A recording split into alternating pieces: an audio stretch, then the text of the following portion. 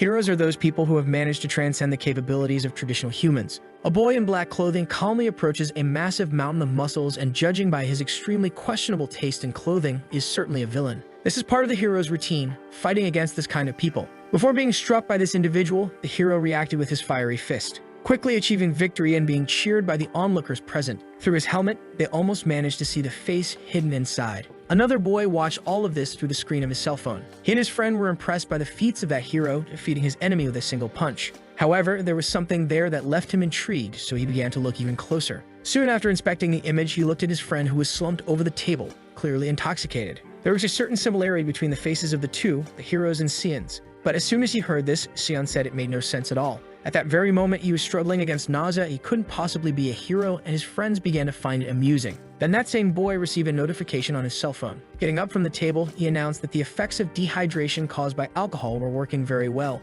and he needed to relieve the excess water in his bladder. As he walked toward the bathroom, he continued to observe the screen of his cell phone. On the news, they were saying that the mysterious hero had disappeared after saving several citizens. Finally, the boy managed to enter the bathroom. He immediately locked the door, and with the cell phone in hand, he announced that he was there. Surprisingly, that same hero who had saved the people also appeared in the bathroom. Xian asked the hero why he had lifted his visor like that. They could be in trouble if people discovered his identity. The hero began to remove his helmet, saying that the boy worried too much, complaining that things get very hot inside that helmet. Wearing clothes similar to the other boys, he said that it was a great way to get free publicity. Now that he had put on his clothes, the hero asked if Ju-won could return to his original form, because seeing him with that appearance made him quite uncomfortable. After apologizing, the boy said he would comply. He first needed to take a deep breath. Gradually, an energy began to envelop his body. That hero observed the scene with some curiosity, revealing that he actually found it quite unpleasant, since that boy could perfectly copy someone else's appearance. The hero also had one last message to give, and he held the boy's face firmly, wanting to make sure that he really hadn't frightened the girls at the table, as some of them were indeed very well regarded. Ju-won said he hadn't done anything inappropriate, as this wasn't the first time he had done this kind of service for the hero, who was relieved to hear that. Placing his uniform on the bathroom floor, he also asked for it to be cleaned, finally saying goodbye to our protagonist. Ju-won found that man's behavior so strange that he couldn't tell if he was a hero or just a gangster. After putting away that uniform, the boy put a cap over his face, finally leaving the bathroom. Like the hero, he also has powers, but just because he has them doesn't mean he will become a hero one day, or that he will live like a hero, like that red-haired boy. In fact, Ju-won has a completely normal life. Everything happened 20 years ago. People around the world began to awaken powers, and it didn't take long for chaos to ensue everywhere. Very powerful individuals were destroying things for no reason, and the conventional power of public security forces was unable to stop those people. One of these new criminals had lifted a car with his hand, and even when shot at by the police, those bullets did nothing to him. Realizing what was happening, the police began to get scared. Until that man jumped toward them, the force of his leap was so great that it destroyed the ground. And he was bringing that car with him, which in his hands seemed as light as a pillow. That poor police officer met a tragic end. To prevent society from falling apart, new laws were implemented by the government, and those who were endowed with superpowers that do not obey the law are labeled as villains, while those who cooperate with public order are the heroes. Even so, the villains have so much influence that they have a headquarters. Nemesis is sitting on the sofa next to a girl, mocking the new law that has been created. He is the leader of the Villains Association. He mocks the police, saying they wouldn't be able to stop him. They are all fools. He believes there wouldn't be anyone foolish enough to play hero after becoming an adult. As soon as he finished his speech, the windows on that floor were shattered, and a masked man in a cape entered the place. They all started laughing at the costume and asked if he was really wearing something like that. It was then that the hero referred directly to Nemesis, and according to the first law of heroes and villains, he would be punished. Even after receiving that threat, Nemesis continues to smile in the company of his accomplices. Transforming his body and increasing his power, he said he didn't know where that citizen came from, but he definitely wouldn't allow him to leave that building without suffering some kind of dire consequence. Charging furiously at the hero, he said it was time to learn where he belongs. What the villain didn't expect was that this hero also possessed great power. Striking his stomach violently, he hurled Nemesis' body with such force that several walls were destroyed. That entire floor was devastated, and the fight between them had only just begun. The imprint of the hero's fist was etched on the chest of that villain who, now much more frightened, is wondering who that man is. The hero approached him and said his name is Justice, and he came there to enforce the law. From that day forward, Justice became the most popular hero on Earth, ushering in the new era of heroes. On the other hand, the only thing our protagonist can do is copy the appearance of others. He can't fight against superpowered beings using that ability, and it seems he has finally arrived home. He immediately began to lament, saying that heroes have a very good life while he is stuck in that standard of living. Shortly after his brief outburst, he picked up his phone. There is still some kind of functionality for his ability. The problem is that it is completely illegal. At least he can make a little money. Heroes can play at this as much as they want. At the end of the day, they all want to make money, just like our protagonist. And after lying down on his bed, he started to self-motivate, saying he would work hard enough to retire by 50.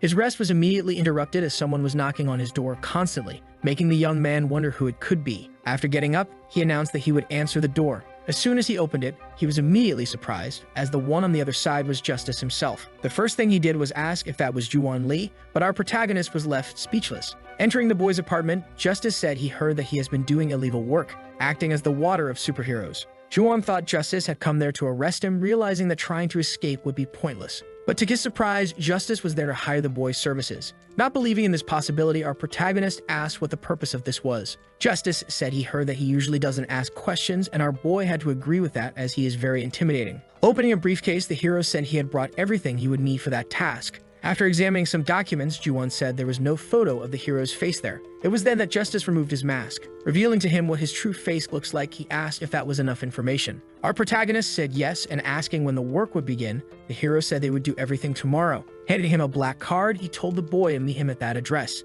Ju-won had a few more questions to ask, but Justice jumped out the window, disappearing shortly after. All that was left in the boy's hands was that card with the address written on it. The next day, he headed to the marked location, finding a large building. Looking at the vastness of that structure, our boy realized it was indeed intimidating. He even decided to confirm the address on the card once more. Once inside the elevator of that building, he was thinking about meeting the hero. Justice's reputation is that he does everything possible to protect the innocent, the complete opposite of someone like our boy. Ju-won doesn't know why he was hired, but he recognizes that he can't miss an opportunity like that. Because he can make a lot of money, he had finally arrived. There was a man sitting in an armchair. He presumed he might be a hero. Ju-won asked if they could talk about business, needing to discuss the confidentiality of that agreement first. But there was something very strange going on there. As soon as he saw the hero's body up close, he realized that there was no longer any life in it. Ju-won went into shock immediately. He couldn't believe that the hero had passed away. Justice is the #1 hero.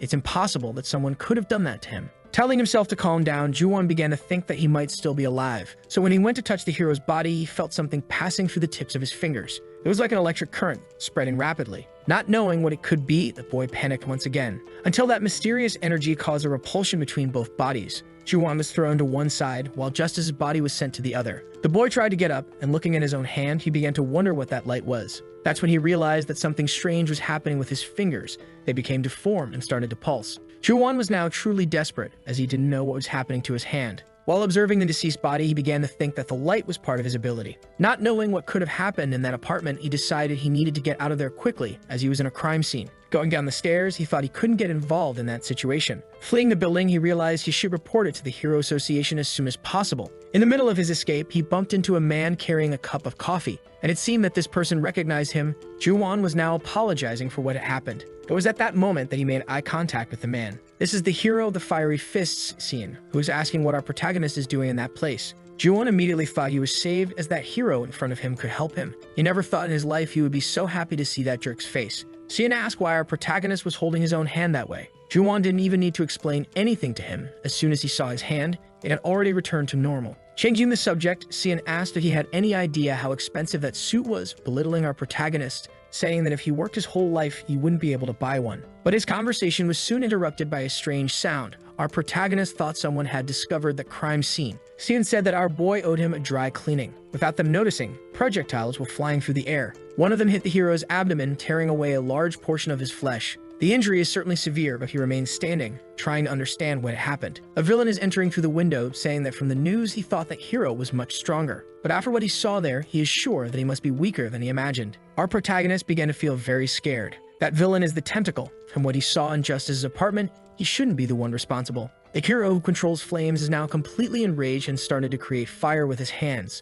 As flames spread across his body and through his womb, he said he would turn that villain into a great barbecue. Thanks to his great strength, he managed to charge fiercely at the villain. But just as he was within reach of the first blow, the tentacle man managed to escape, saying that hero was just a fool. Now that he had the advantage of being up high, he could send his tentacles toward him. 4 of those weapons were aimed at the fiery fists hero, who very skillfully began to use his flames for defense, avoiding being hit by any of those tentacles, creating the perfect opportunity to counterattack since he had seen several openings in that villain's defense. That's when the tentacle man began to smile. Surprising the hero, he managed to completely immobilize him using his tentacles. The boy is completely trapped, and even though he is very strong, he is unable to free himself from it. And the villain asked if he really thought he only had 4 tentacles just because he didn't see the others. That only proves he is an even bigger fool. Now that the hero has been practically neutralized, the people who were there fell into despair. Our protagonist cannot believe that Cian was defeated so easily. After having his body crushed, the hero's hands relaxed, as there was no longer any life in them. All that remained was his motionless body. Now that he had achieved his victory, the villain threw what was left of the hero away, because he could now dedicate himself to his next objective. The people who had not yet fled were paralyzed by fear, and the tentacles that were once attacking a superpower being began to create innocent victims. Vila said it was time to have a little fun. While he attacks and hurts those people, our protagonist had hidden behind a table,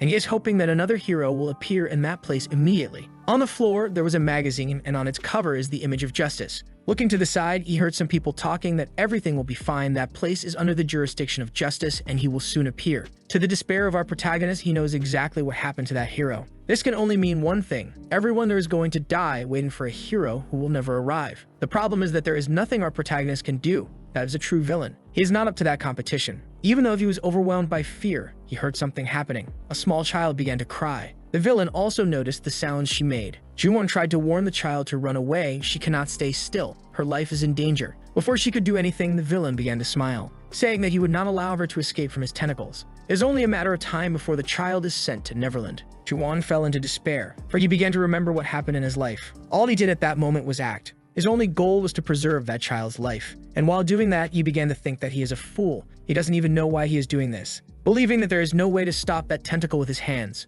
But before he could touch it, traces of his ability began to manifest. His hand filled with strength, and he managed to hold the tentacle. As soon as that happened, the villain fell into despair, for he had found someone who could end his life. The hero of justice had appeared in that place. But in reality, this is our protagonist who also has no idea what has happened. He's feeling real power in his arm and is so impressive that it is at a different level. That strength seems to know no limits. Our protagonist managed to tear that tentacle as if it were made of cardboard. Revealing that it is organic matter, the villain felt a lot of pain from this. Justice said he does not know what is happening, but according to the first law of heroes and villains, he will punish that person. After our protagonist took on the appearance of Justice, the villain became paralyzed. Ju-won is feeling great power throughout his body. He can barely control it all. The problem is that this is his first time fighting a supervillain. He does not know if he is capable of doing this. And even agonizing in pain, the villain said that the hero had not yet achieved his victory, showing him that he is capable of regenerating his tentacles as many times as he wants. All he needs is to grab the hero's body. That way, he will meet the same tragic end as that other kid. Ju-won watches as the tentacles seem to approach him in slow motion. Having seen them move before, he began to wonder if they had always been this slow. If their movement speed is like this, he will have no difficulty with it. Managing to move between the tentacles with even greater speed, dodging them is not hard. And in this way, our protagonist managed to get closer to that villain, having the opportunity to strike him definitively. Using his new power, he managed to crush that creature's face. In addition to the strength of his fist, there was great agility. The villain had no chance to defend himself. And before inertia could carry his body too far away, our boy grabbed one of those tentacles, pulling the villain's body back into his range of action. But our boy's intention was not to punch that villain again. He simply threw him towards the other wall, causing devastating damage to that delinquent's body. Ju-won began to wonder if this was right. He used so little force to move that guy, and yet the impact caused was impressive. The amount of strength he has now is almost ridiculous. And he realized that if he could not control the strength he possesses, it could cause a big problem. Even after being brutally struck, the villain manages to get back on his feet. Motivated by irrational fury, he decided to try to hit the hero who had easily subdued him once more. Ju-won is already prepared for this, feeling that he is now capable of fighting against villains. But just as he began to gather power again, he felt something strange in his hand. And he can't explain what was happening, but it was a strange feeling. The force he was able to feel overflowing completely disappeared. It was the same sensation he had when his hand began to change.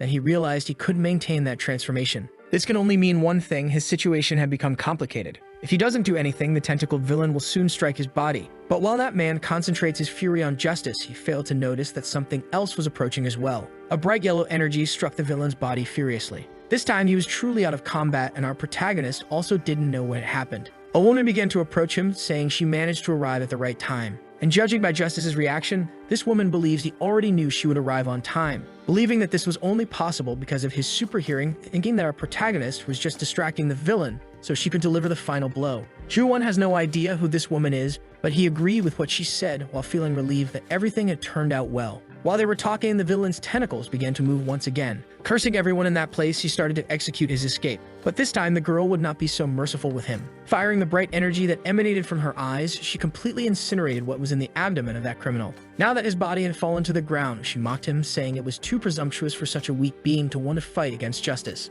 It was only then that the girl realized the hero had disappeared. As she lamented not having gotten an autograph, another woman began to approach her, saying that the girl should behave, because there were injured people at that moment. After receiving that reprimand, the girl began to help the victims of the villain. And that mysterious woman found it strange, wondering how Justice was still alive. Moreover, she noticed that one of the victims simply started to run, fleeing from there. That is our protagonist, who is desperately running away from that place. At first, the mysterious woman found it strange, but she decided not to do anything. As soon as he arrived at his apartment, the first thing our protagonist did was destroy all those documents. He didn't expect there to be so much paper in that briefcase. After destroying everything, he put what was left in a trash bag, discarding the contents in the trash can near his house. Now that he had done that, he began to wonder what he should do in this situation. The number one hero no longer exists, which can only mean that the person capable of doing that must be even more powerful. That occasion left him so confused that he forgot to transform before fleeing, but he was hoping no one had seen him. It was then that a voice responded to him saying it had seen everything, putting a boy on high alert.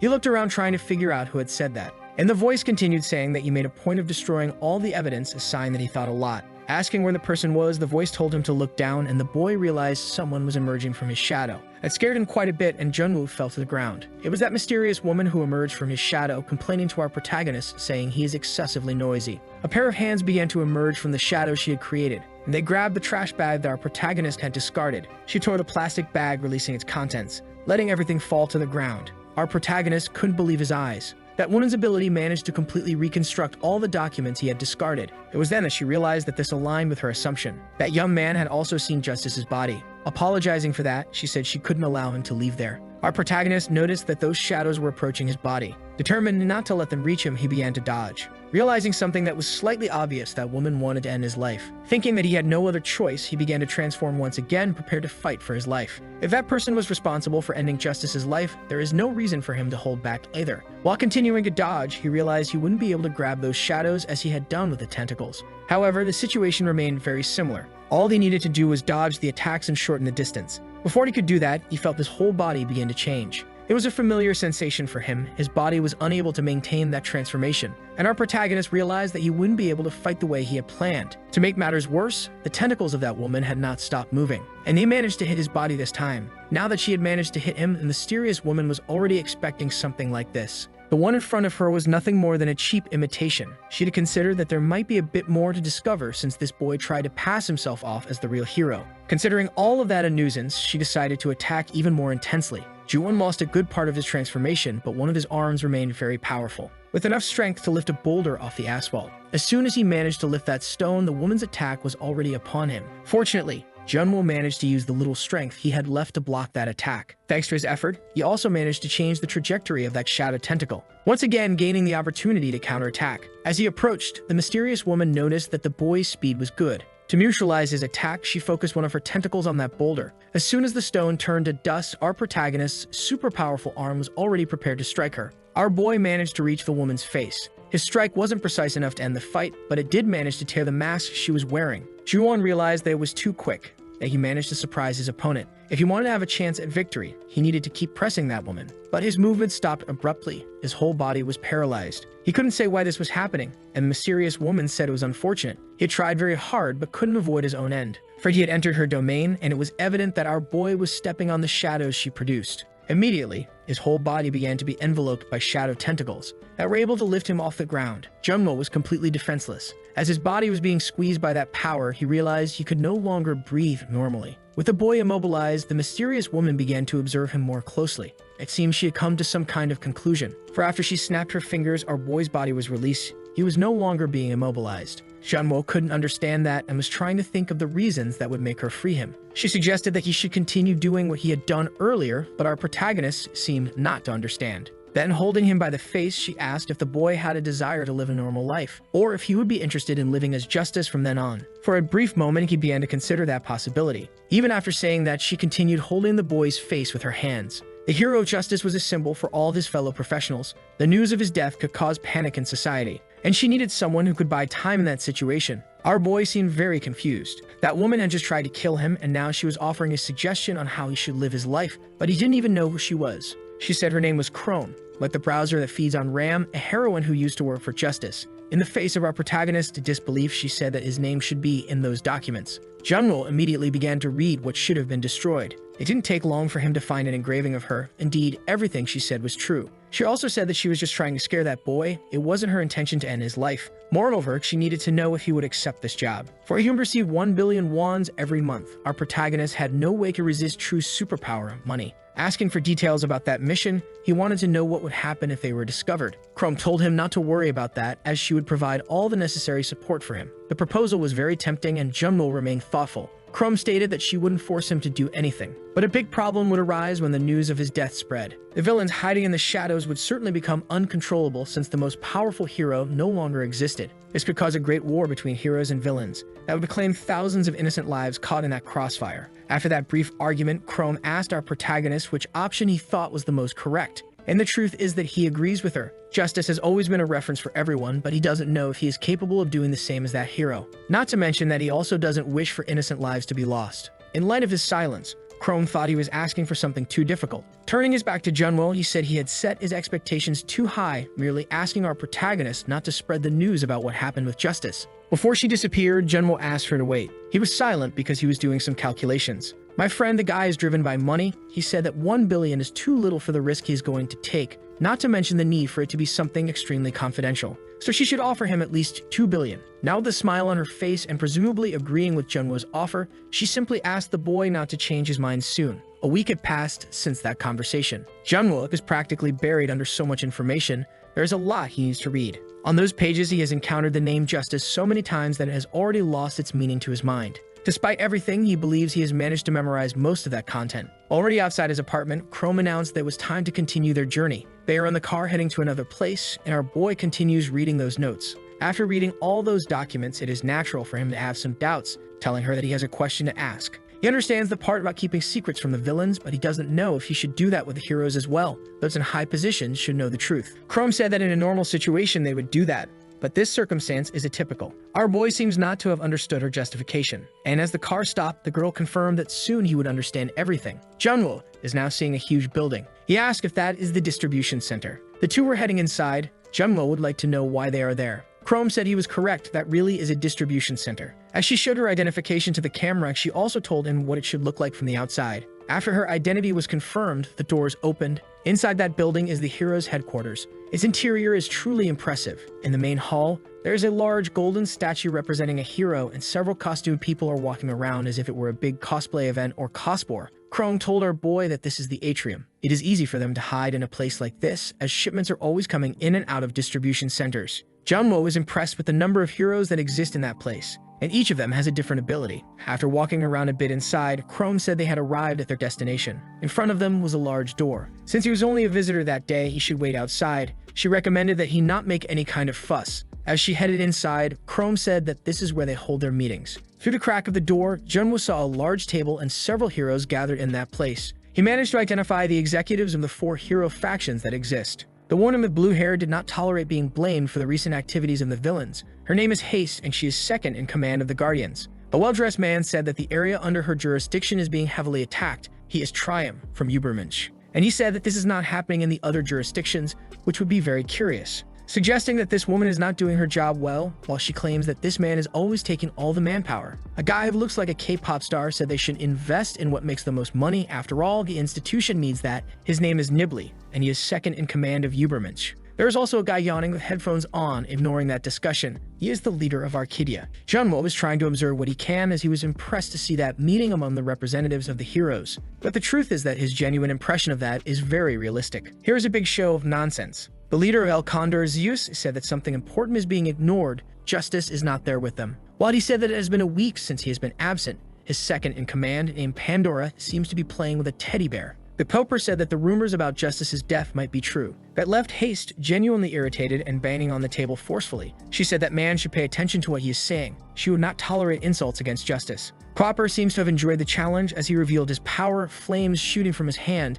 stating that she is nothing without Justice. As things were getting out of control, Banshee, a representative of the union, ordered them to be quiet. She appears to be wearing a uniform full of speakers and asked if they need to do this at every meeting, as they seem like children. Since they brought up the subject, Justice has indeed been absent for a week, they should consider that his life might be in danger. Looking at Chrome, she asked if the woman had any news about him. She said that Justice sent word that he would need to take some time for himself. Before she could finish speaking, Pandora called her a liar. She was already fed up with waiting for Justice's return, so she decided to go to his house. And what she found there left her very thoughtful. There was blood spread everywhere. Chrome asked if she really entered a private residence without permission. Meanwhile, Zeus, who seemed unaware of this, asked if it was really true. All the heroes were now looking at her. Chrome realized that this situation is very bad. If that girl really saw the crime scene, she cannot make up a story now. If things continue at this pace, everything could get complicated. It was at that moment that our protagonist made his grand entrance, asserting that all of this is true. Chrome did not expect his entrance in that place. Justice, who was actually Jungo, apologized for his absence all this time,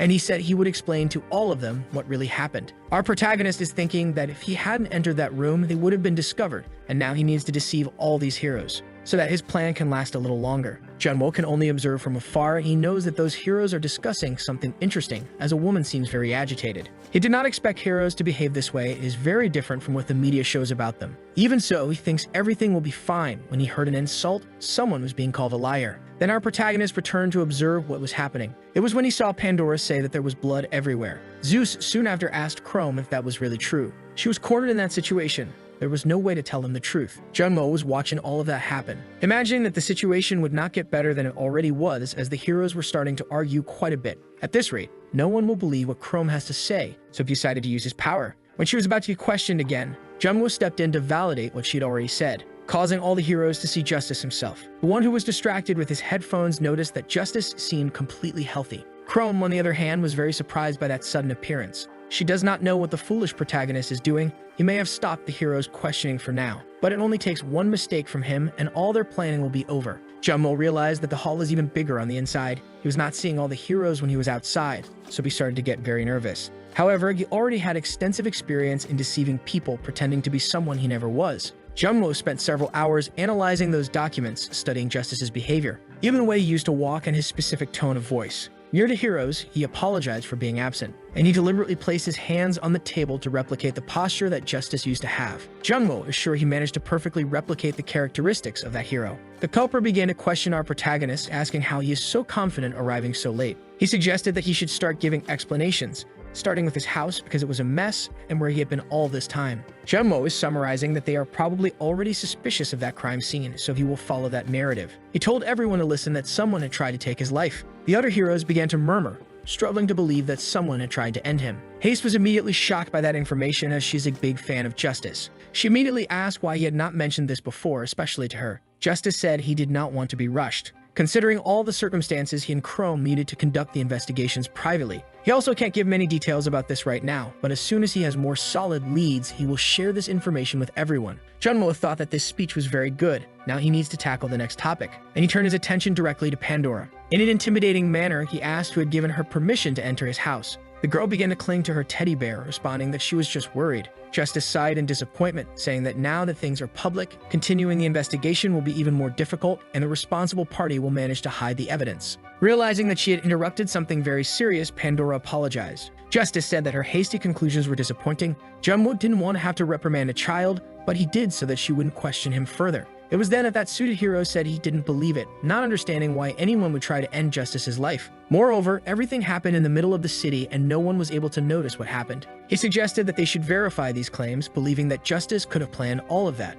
Junwo felt a bit uncomfortable with that accusation, but Pandora came to his aid, saying that he wouldn't have any reason to lie as he didn't resemble that suited hero at all. Before our protagonist could thank her, the girl continued speaking. The villains keep escaping because they care about the citizens. She said they should end their lives too. That would preserve more lives in the long run. Zeus agreed with her, stating that they shouldn't hesitate any longer. There is no other solution. The villains are becoming bold because they underestimate the heroes, and Junwo began to think about all of this. He knew that those heroes didn't get along, but he didn't imagine that things were so intense. It was then that the guy with headphones asked everyone to listen. He believes that Justice has his own reasons for doing things this way, emphasizing that there is a big event that day, and they should postpone that discussion. His words ended up calming all those heroes, even though some wanted to continue arguing.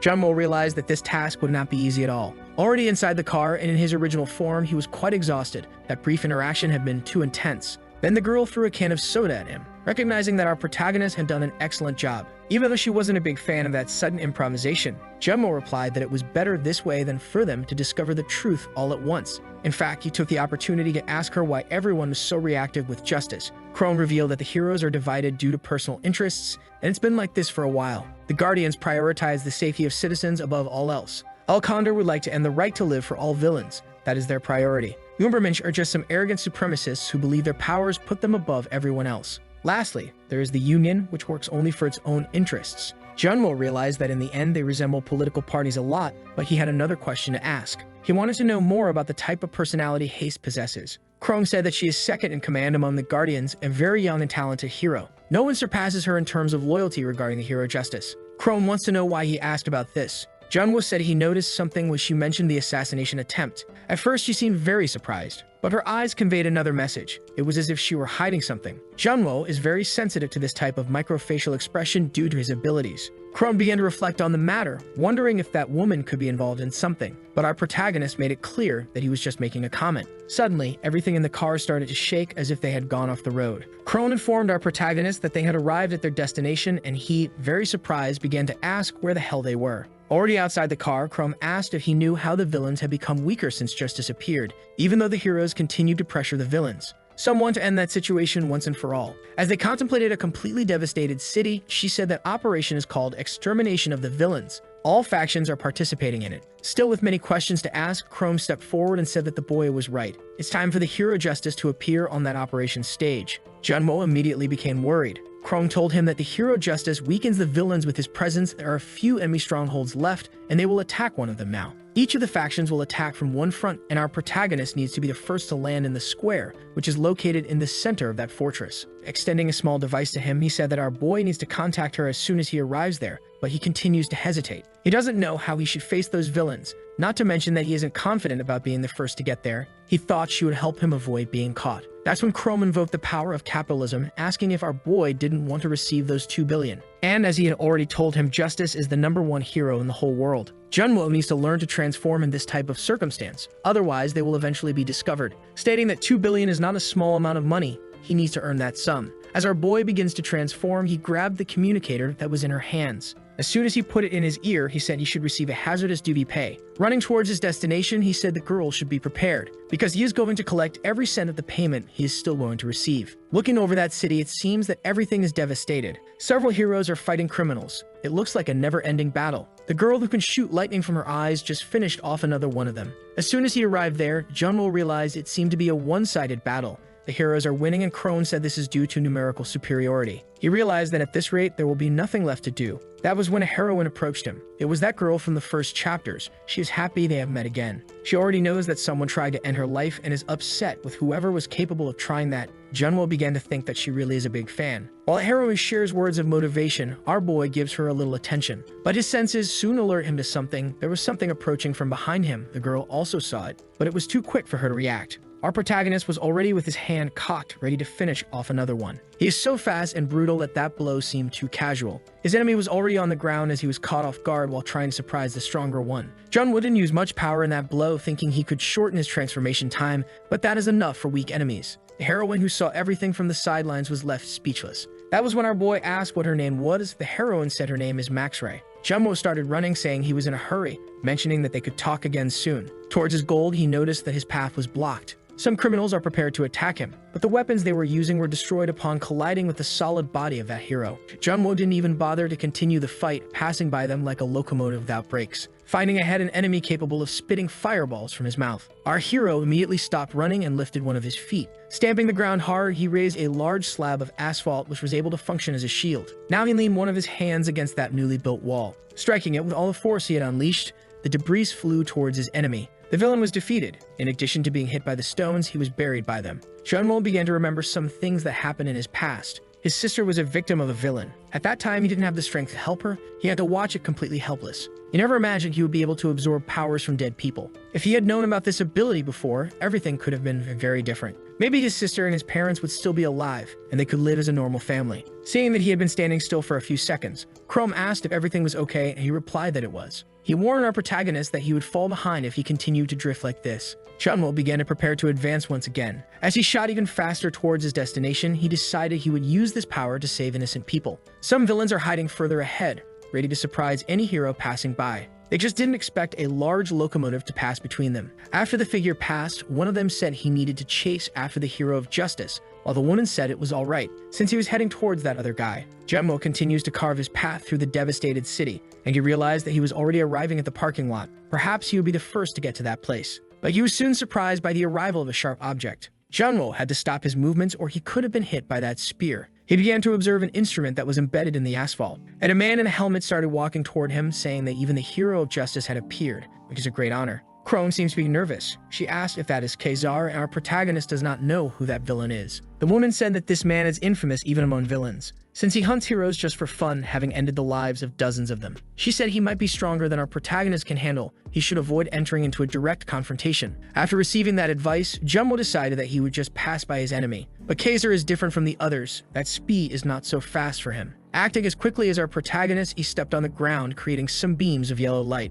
In the next second, he managed to grab the back of our hero's neck, throwing him away in the opposite direction of his goal. Junwo begins to get up, trying to understand what had happened. Kazar said he must forget the idea of fleeing, showing that there was something around them. Justice was now inside that villain's coliseum. Junwo felt that his body was very heavy. It could be some kind of negative effect of that space. And this left our boy with no choices. He cannot use all the power available, as that would end his transformation. But seeing that Kazar had recovered his spear, he also could not just do nothing. After trying to strike the enemy, he began to think that should be more than enough. Kazar was able to block the attack, saying that Justice has no chance of victory inside his coliseum. Junwo could not understand the nature of that ability and had to dodge the spear, which made a superficial cut on his shoulder. Definitely, his opponent this time is very fast. Kazar is prepared to advance against him once again, executing a piercing strike against our protagonist. Part of the spear's tip entered his abdomen. The blow was only not deeper because Junwo managed to hold the shaft of that weapon. That made Kazar very confident, believing that the hero of justice is not so strong after all, and he does not understand why everyone's afraid of him. To free himself from our protagonist's hands, he pushed him away with a front kick,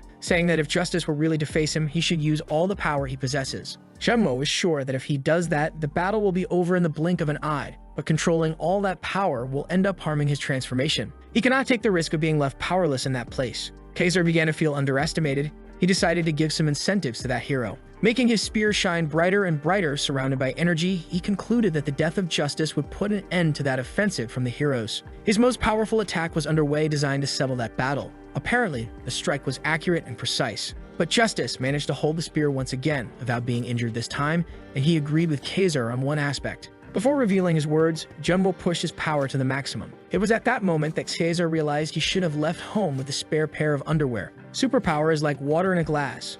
The more you use the content, the less you have. And the power of justice does not fit in a single glass as it compares to a vast ocean. Junwo has all that power at his disposal. Even so, he was forcing himself to conserve energy, preparing one of his fists. Kazar was already completely terrified. At that moment, he began to believe in all the deities he had ever heard of, as he needed someone to save him. He was immediately struck in the face, a brutal and devastating punch. It was not just his helmet that ended up dented. Junwo understood that justice does not need to hold back on the power he uses. After everything that happened, Haste was very thoughtful. Her assistant asked why she was so agitated, and the woman asked if Justice had entered the scene. The assistant said he was a bit late. It could be that he had run into Kazar. Haste stood up and went to the window, as she knew that a difficulty like that should not delay him for so long. She decided she would see things for herself by going to the battlefield. Our protagonist had just landed a blow on that enemy's face. He was thrown back but was not knocked out. Kazar began to regret what he had done, for that person standing before your eyes had completely transformed. Junwo realized that his effort to blot all that power was what was hindering his transformation. He decided to let it flow through his body without restriction. Advancing once again to attack, Kazar began to play defensively. All he could do now was try to block the fists of justice with his spear. But he couldn't keep up with his speed for long, receiving a sudden blow to the abdomen. Feeling that the things inside him would come out either from above or below, he didn't want to accept the fate of that battle. If one layer of his Colosseum ability wasn't enough, he decided he would put on a second layer. Justice tried to strike his enemy, but that villain managed to dodge this time. Seeing that the hero was slower, Kaiser imagined he had found an opportunity. He threw his spear at our protagonist, determined to finish him off. Fortunately, Junwo was overflowing with power, and instead of blocking that attack, he decided to strike the tip of the spear. He could hardly believe what he was seeing. His weapon was completely obliterated, as if it were made of glass. Now he couldn't believe the magnitude of that hero's strength. Moreover, the spear was unable to stop him. Our protagonist's fist continued toward the villain's face, which ended up receiving an even more powerful blow. He was definitely knocked out this time, as his Coliseum was destroyed with that hit. The villain's body fell to the ground inert, and our protagonist watched his defeated enemy. Now he could finally sigh, realizing that the fight had been very close. He knew he wouldn't be able to dodge the spear, so he took the risk of hitting it. It was great that it worked. Hearing sounds of debris flying through the air, Justice looked back, seeing that a large building had been toppled on the other side of the city. That was the work of the heroes from the El Condor faction. Confirming that they really didn't care about collateral damage, they were very violent. Another hero in the air ended up deflecting an energy ball. It passed over Justice's head and in its trajectory destroyed part of a building. All that volume of concrete was still heading toward our protagonist. Very worried about what could happen, he wondered if those heroes were not exaggerating. Justice realized he needed to act to save himself. That's when he remembered that there was an unconscious man in that place. If he left Kazar on that street, he would probably end up meeting his own end. Our protagonist was thinking about what he should do in that situation. At first, he rejected the possibility of saving him, as that man had tried to end his life, so it was his fault for being knocked out now. Jumbo didn't care at all about what would happen. But before the building hit that man's body, our protagonist picked him up in his arms and began to run. As he distanced himself from the destruction, he started shouting, wishing for that villain to become a good person when he woke up. The debris began to spread across that avenue, until our protagonist realized that things were getting too strange. The building that had started to fall stopped its trajectory midway, then fell in another direction. Junmo closed his eyes and covered his face with his arm to protect himself from the dust being kicked up. When he opened his eyes again, he saw that Chrome was there too. The woman had said she would provide support for him. While manipulating her powers, she said that our protagonist was making too much noise. Then her shadow tentacles began to protect them and push away the debris. Junmo began to sigh with relief. He was sure that this could have been a big problem. That's when Chrome asked if he had saved a villain and if there was something wrong with him. Junmo said he couldn't just leave that man to die, saying that this is an action that true justice would also take. To their surprise, Kazar had just regained consciousness. He managed to free himself from our protagonist, and very quickly immobilized the heroine who had appeared. Junwo was really worried about Chrome's safety, and Kazar said it wouldn't end that way. Now that she was subdued, Chrome asked if our protagonist could understand things. That only happened because he tried to save a villain, and he couldn't beat justice if he did things halfway. He said that no matter what happened to her, he shouldn't allow Cesar to escape, because he is the main figure in that place, gathering all the villains. If Kazar managed to escape, the whole operation would fail. That's when the villain began to get aggressive, asking what they were talking about while threatening the woman. Junwo realized that she was in life-threatening danger, and he said he would not allow that to happen. He began to calmly approach that villain. Kazar started to provoke him, saying that our protagonist was showing some awareness, and everything happened in the blink of an eye. Chrome did not understand what had occurred. When she looked back, she saw that our protagonist had shoved that man's face into the wall.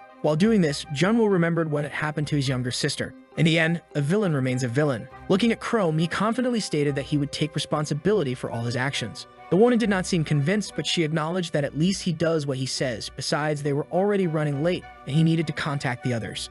Dropping Kesar's body on the ground, Junwo became worried, as he had almost forgotten about that. Using the communicator, he introduced himself to the others. Justice, a representative of the Guardians faction, was the first to disembark at the destination. Soon after, our boy began to smile, saying that it was too easy to earn 2 billion. Crow knows that Cesar is an enemy with mental challenges. Even so, he is still a very skilled fighter. And she knows that our protagonist would not stand a chance against him by just using brute force. He may have progressed, but this is happening too quickly. Meanwhile, our boy crouched near that body, saying that it's good, he isn't pretending. Chrome thought that our protagonist was motivated only by money, but she realized she could expect a bit more from him. Junwo, on the other hand, began to worry because that villain did not seem to be breathing. While they were down there, someone was watching them from above. Haste is the person doing this, and she seems to be suspicious. On her communicator, the secretary warned about the arrival of the hero Justice. Haste confirmed that she saw it with her own eyes. But it took some time before she could finally find him, and it was revealed to us that she left a sea of bodies in her wake. As she observed our protagonist, she thought there was something strange, and she seemed interested in discovering what it was. While they were walking there, Chrome asked why our protagonist was making a face, and he said he was very tired. It's great that he can maintain the transformation for longer, but he found out that it is very exhausting. He needs to find another way to overcome this problem. Chrome said that even so, he was able to use the power of justice properly, which is already an impressive feat. Junmo felt a bit uncomfortable with her smile. He wasn't expecting her to be so friendly now. That's when the woman asked if he decided to give it a chance, and he remembered her suggestion. He should try to touch another deceased body of a person with superpowers. Maybe he could absorb those abilities just like he did with Justice. Heading towards the nearest body, he decided to test that possibility. Before his figure touched that body, small sparks began to appear. Our boy immediately started to feel a great anguish in his head. That made him uncomfortable. Indeed, a reaction occurred, but he was unable to absorb the power. It seemed as if he was being rejected by something. Crone considered the possibility that he could only maintain one power, or that the force of justice was too great. Since nothing more than that happened, it is difficult to reach a conclusion. Even so, she assured him that he had behaved very well in that field exercise, and back at the hero's headquarters, she was about to open a door. Our boy asked if there was a party happening. Crone assured him that is exactly what was happening. Junmo was impressed by what his eyes were seeing now. The Guardians were celebrating the victory of that day. They had plenty of reasons to do so. The other heroes, as soon as they realized that justice had arrived, were happy. They already knew that our boy had defeated Khazar. As few villains were left, some were happy that they would have less work to do and were thinking of fun things to do in their free time. Seeing the enthusiasm of those heroes, our boy asked if justice really has the trust of all of them. Wait a minute. There's a famous Tokuzatsu cosplayed among this crowd. Junmo said there was something very interesting to do in his free time for that hero. Drake. Right after that, he started to chug that large mug of beer. Outside, some people were watching that party. The Cape Helper was calling them all fools, seeing that they were enjoying the moment, and he asked his boss if they would allow this to happen. The man in the suit and tie left, saying they will do this while they can if the subordinate wants to know if he had prepared anything. Looking back, the man in the suit smiled, saying it's nothing special, but he is sure those smiles will disappear very soon. The next day, the alarm clock starts ringing as if it were an infernal noise. Our boy's hand hit the clock hard to make that noise stop. He is suffering from one of the most intense hangovers of his life. His head hurts a lot. Remembering what he did the day before, he realized those heroes can drink a lot. Then he looked at the large window in that apartment. This is the old apartment of the True Justice. Junmo is wondering if he will live there from now on, because the place is truly impressive and luxurious. As he explores the residence, he thought it was almost ridiculous, but it is expected of someone who was the #1 hero for so long. Remembering something very important, he grabbed his phone to check something. As soon as he checked his bank account, he realized he had received the hefty payment. Immediately happy seeing all those numbers, he finally reached the top. That was when he looked once more at that ominous chair. It was there that Justice spent his last moments. Just because he received his payment doesn't mean that situation is over. Justice was truly murdered, and he just received his autopsy report through Chrome. The examination was done under the utmost secrecy, and there are no signs of any physical trauma. There is also no indication of poisoning. All that can be said is that he used his power before dying. This only makes the circumstances of his murder even more intriguing. Hearing sounds around the house, our boy looked back, asking if it was Crone who was there, as the circumstance is perfect. He said he had analyzed the autopsy data she had brought, but so far, she hasn't responded at all. The person entering that apartment is Haste. Our protagonist hid in front of the sofa as soon as he realized this, as he became very worried. He can't understand why that woman is there. She entered the apartment way too casually. Haste started asking about Justice, saying she had heard a voice and wants to know if he is there. That was when she turned her attention to the armchair in the middle of the room. Knowing someone was on the other side, she asked what Justice was doing there. Our protagonist used 100% of his brain capacity at that moment while doing push-ups with just 2 fingers, saying he was warming up. Haste is impressed that he is exercising after a night of intense drinking. It's what is expected of the hero Justice. While he asks what she brought there without being called, he hid the autopsy document under the sofa. Haste wants to know about the assassination attempt. It has happened before, but he didn't talk to her last time. Junmo now understood why she wasn't surprised at the meeting, and it was to be expected that he had been a victim of this on other occasions. Haste started to sigh in relief. Surprising our protagonist, she hugged him kindly, saying she can't believe he didn't bother to reveal that to her. Junmo began to feel quite confused. He doesn't know what that woman is doing. Haste asked if he had already forgotten, because she had said he could call her whenever he was alone in his apartment. Junmo was in complete shock. He never imagined these two would have a relationship like this. Now that this woman continues to hug him, Junmo is paralyzed. Thinking that she might be Justice's girlfriend despite being in an uncomfortable situation, he felt envy for that lucky guy. But such information wasn't in those documents. He started to think she might be hiding this from him. Haste, seeing that he wasn't doing anything, asked why he was still standing there. Junmo is thinking about what to do. He doesn't know if he should call her by name, as he is very confused. So he apologized to Yeon, saying he isn't used to that kind of behavior. She became very serious, as if she were analyzing, until she asked if he was really sure about that. She said she feels sad when he calls her by her heroine name, claiming that she was acting too professionally, but what our boy didn't realize is that she was drawing her sword. A clean and precise strike was aimed at his neck. Junmo barely managed to avoid it. Haste said he almost managed to fool her with his act. Junmo realized the cut was so intense that the furniture behind him was sliced. That was truly very dangerous. Haste said that before attacking, she has more questions to ask. But for that, she thought about removing one or both arms that our boy possesses. Haste is not the second in command for no reason. She is only behind the position of the hero Justice. The power she has is truly formidable in combat, and our protagonist does not want to face her. Haste begins to destroy everything in the apartment, trying to hit our protagonist. All he can do is run away from that woman. Her ability is super speed. Junwo saw her cut those objects as if they were pieces of gelatin. In addition to being extremely fast, she also knows how to use a sword as a weapon. Haste is clearly focused on our boy, advancing against him once again. Junwo began to gather his power while asking her to wait. Blocking the sword with both arms, he said she should stop now. That was not enough to break her blade, but the woman needed to gain some distance. She recognized that our boy is very similar to the original Justice, but unlike the hero she knew, she continues to expend a lot of power. Junwo knows she is right, but it was using that power that prevented his arms from being cut off. And even so, he still suffered some damage.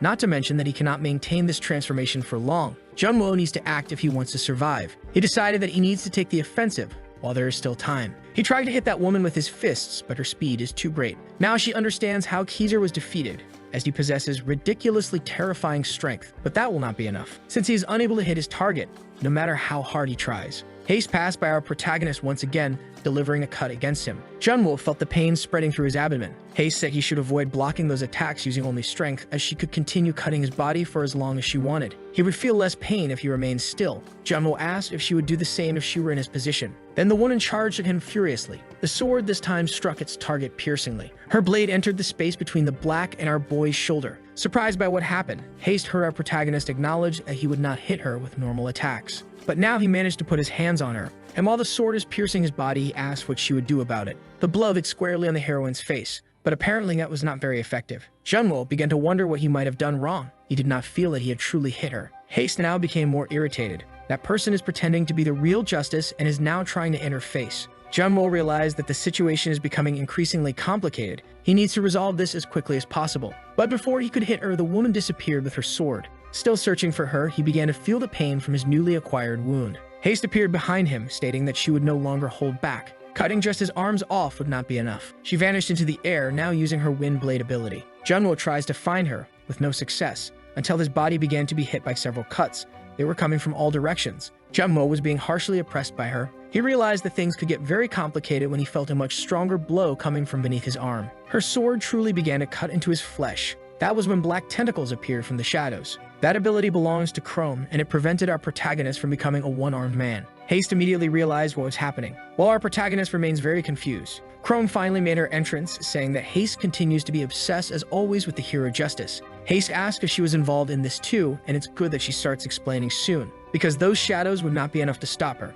Getting straight to the point, Chrome revealed that Justice was murdered. After hearing the whole story, Haste cannot believe that Justice was killed and that another person had taken his place. Junwo is already in his original appearance, stating that everything she heard is true. Chrome said there was no other choice. The only way to fill the void left behind was by doing that. Haste asked if they have any idea what they were doing. Even though Junwo has the power of justice, he is still an amateur, and he will not be able to maintain this act forever. It's only a matter of time before they are discovered. Chrome believes that with this, they will gain a little time. Junwo also wants to find the culprit and discover their motivations, and they need time to reach those answers. Haste said they don't have time. The killer will return to finish their work, which is what our protagonist said that this won't happen. At least they can't do that, as those in that room are the only ones who know the truth. Chrome also didn't understand what our boy was saying. They want to know how our protagonist can assert that with such conviction. Junwo celebrated when he brought this news to the heroes at that table. It didn't cause any kind of alarm. Haste realized that even if they don't know the identity of the killer, you must believe that the attempt failed. Junwo went further. There's no way they could know what happened. Even so, Haste brings her hand to her face in a sign of concern. She started walking toward the exit, and Chrome asked where she was going. Haste said she doesn't know how far they managed to push that act, but they will need someone to clean up the mess. Now that she has left, Junwo said she must hate him. Chrome merely recommended that he not think too much about it. There isn't a single hero as loyal to justice as that woman, and she must be feeling very overwhelmed with everything she has discovered. The only traditional heroes are those from the Guardians faction. Justice was what united them all. Without it, it's only a matter of time before the faction crumbles. Chrome doesn't know if the heroes will deserve that title after this happens. Some resemble mobsters with superpowers. That's why they need to continue with this act, so the heroes keep behaving like heroes. It's also the only way for the citizens to have some kind of hope. Junwo had been wondering for some time what motivated that woman, and now that he knows her true intention, he seems to be very pleased. He told her not to worry about anything as he has already witnessed how he can deceive others, and he will continue doing so. In the middle of his speech, Chrome's phone rang. and she said it was time for our protagonist to carry out his second mission. They went to a restaurant and the plate of justice is already in front of him, but our protagonist seems uncomfortable. While they are there to eat, the people around are impressed to see justice. Jumbo looked to the side, and the other heroes who were impressed began to pretend they weren't seeing anything. Whispering to Chrome, he started asking about this mission, and she said he is already doing it. Justice was almost assassinated, so they need to show everyone that he is okay and alive. Jumbo understands this part of the mission, but it's hard to eat when so many people are looking at him. Chrome assured him that you will get used to it soon, and that it will be necessary. That day, the recruitment of new heroes will happen.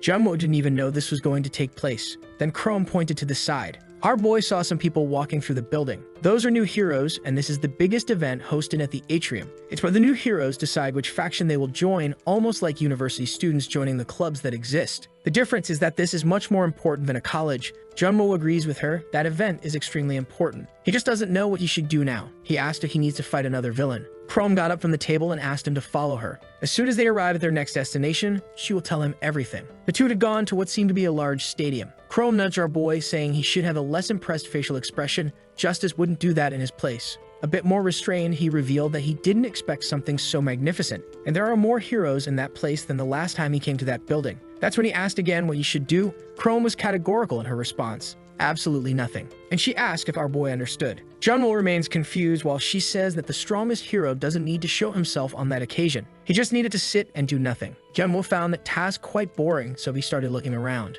identifying some heroes he had seen at that meeting. The factions were all divided. He noticed that the Union and the Ubermensch are the ones with the largest number of heroes. Chrome stated that the Guardians are on the weaker side. Everyone wants to be rewarded for having powers. While they were talking, Haste appeared near them. Junmo was surprised that she came, and the heroine told him not to misunderstand things. Just because he is acting with them doesn't mean he is comfortable with this situation. Junmo thought that he wasn't doing it because he wanted to either, and she shouldn't act as if he were responsible for the hero's death. Chrome said that the ceremony is about to begin. In the middle of that arena, there are two people, and a voice thanks everyone for their patience. A match between the Guardians and the Ubermensch is about to start now. Among those two heroes in the arena, the shirtless man is the first to try to attack, covering his fists with stones. But he was unable to hit his opponent, who used that big opening to prepare his counterattack, hitting the stomach of that shirtless man with energy. Despite taking the hit, he remained standing. He even praised his opponent's strength, but the pink-haired man remains very confident. This time, he directed his power to the ground of the arena. Gaining a great boost from that, he managed to close the distance between them. Junwo asked why they were fighting, and Chrome said it was because of recruitment. It's a way to gather new heroes for their faction. Junwo asked if it was a friendly match,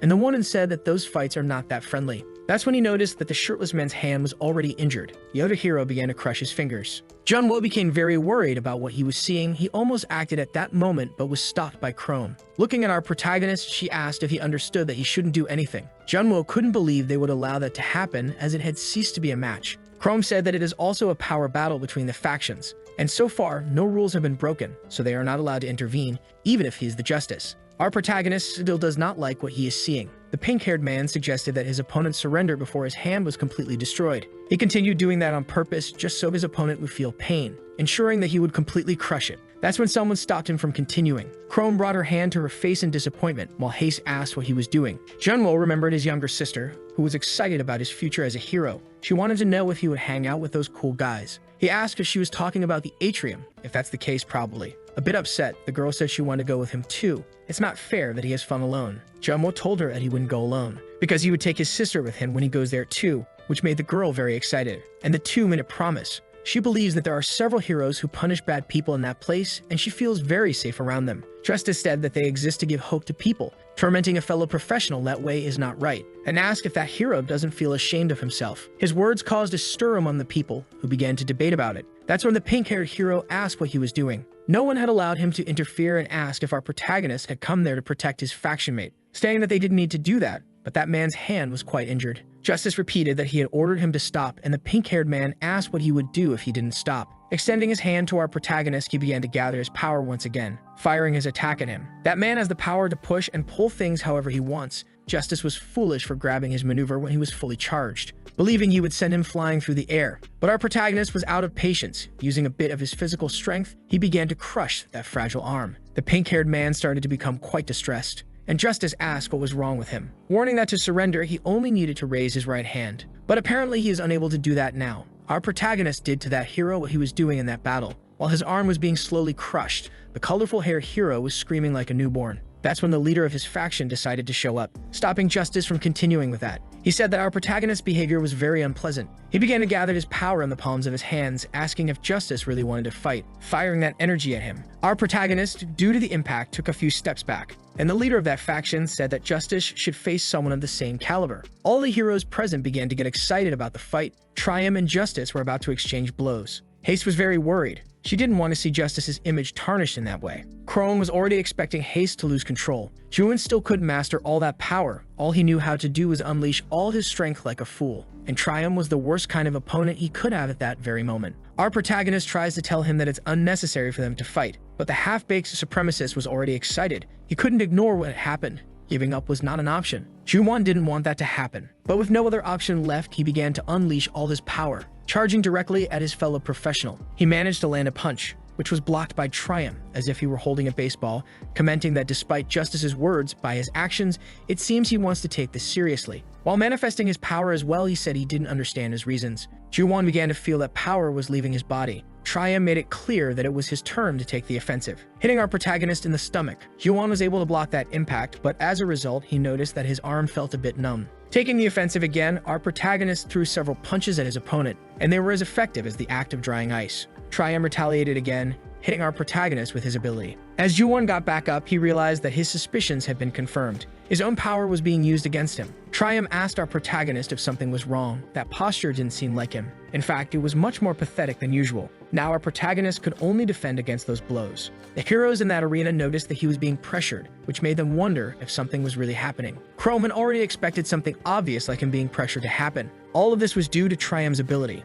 Absorption. That's what he is capable of doing. He absorbs the power of any type of attack, using it as if it were his own, no matter how hard he is hit. He simply redirects that energy back to whoever sent it. Chrome realized that this fight was going to be completely one-sided. Juwon was already a bit exhausted, as one moment he was taking hits and the next Triumph was striking. Until the supremacist asked why Justice wasn't doing anything. He didn't even seem like the strongest hero, the beloved of the Guardians. And people began to say that he was right, Justice wasn't fighting back. Our protagonist only became more irritated. These people were talking, but he was really trying to fight. He ended up being very reckless as he had just become a hero. All he needed to do was stay quiet and collect his money. Triumph asked if he was just going to stand there getting beaten. Juwon wasn't going to let that man act like a mobster. He wanted to fight against that too. Once again, the two clashed, but our protagonist was determined to stop him. Triumph said that if Justice came at him with all his strength, it would only end one way. But he noticed that there was something a little different this time. That was a lot of energy. Juwon knew he couldn't fight like the original Justice. There was only one thing he was capable of doing.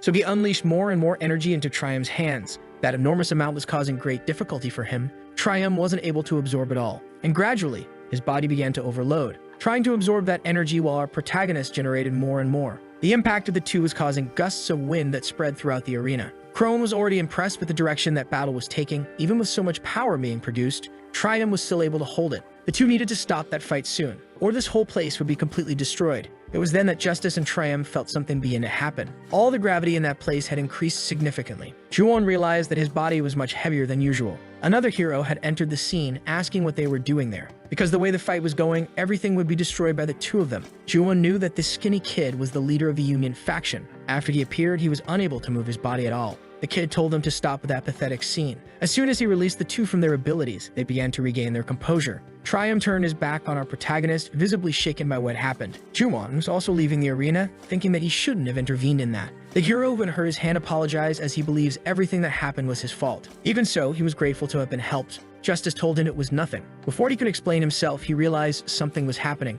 Many of those heroes had greatly appreciated his intervention, including the newcomers who now consider him even cooler than before. In the end, his intervention resulted in a positive outcome. Back in his apartment, Hayes slammed his hand on the table with a stack of papers. Junmo asked what that was, and Hayes said it was the number of heroes who had joined each of the factions. Crone said that thanks to what Justice did, it wasn't a complete disaster. Still, there remained a defeat. The Guardians are the faction with the fewest members. While analyzing those numbers, Junmo asked if it was usually this bad. Hayes said no. In the friendly match, their faction's hero really lost. But there aren't many villains these days, which is why there aren't many heroes wanting to join the Guardians. At this rate, Ubermensch will become increasingly influential. Junmo wanted to know if that was really a bad thing, and Chrome asked if he still remembered they were supremacists. They would certainly accept even villains as long as they had power. He asked what he thought would happen if they took control of the atrium. Junmo began to think about it and asked if they could form an alliance or something like that. Chrome just didn't know with whom they could do that. Al Condor is too violent, the Union only thinks about profit, and there's no need to say anything about the supremacists.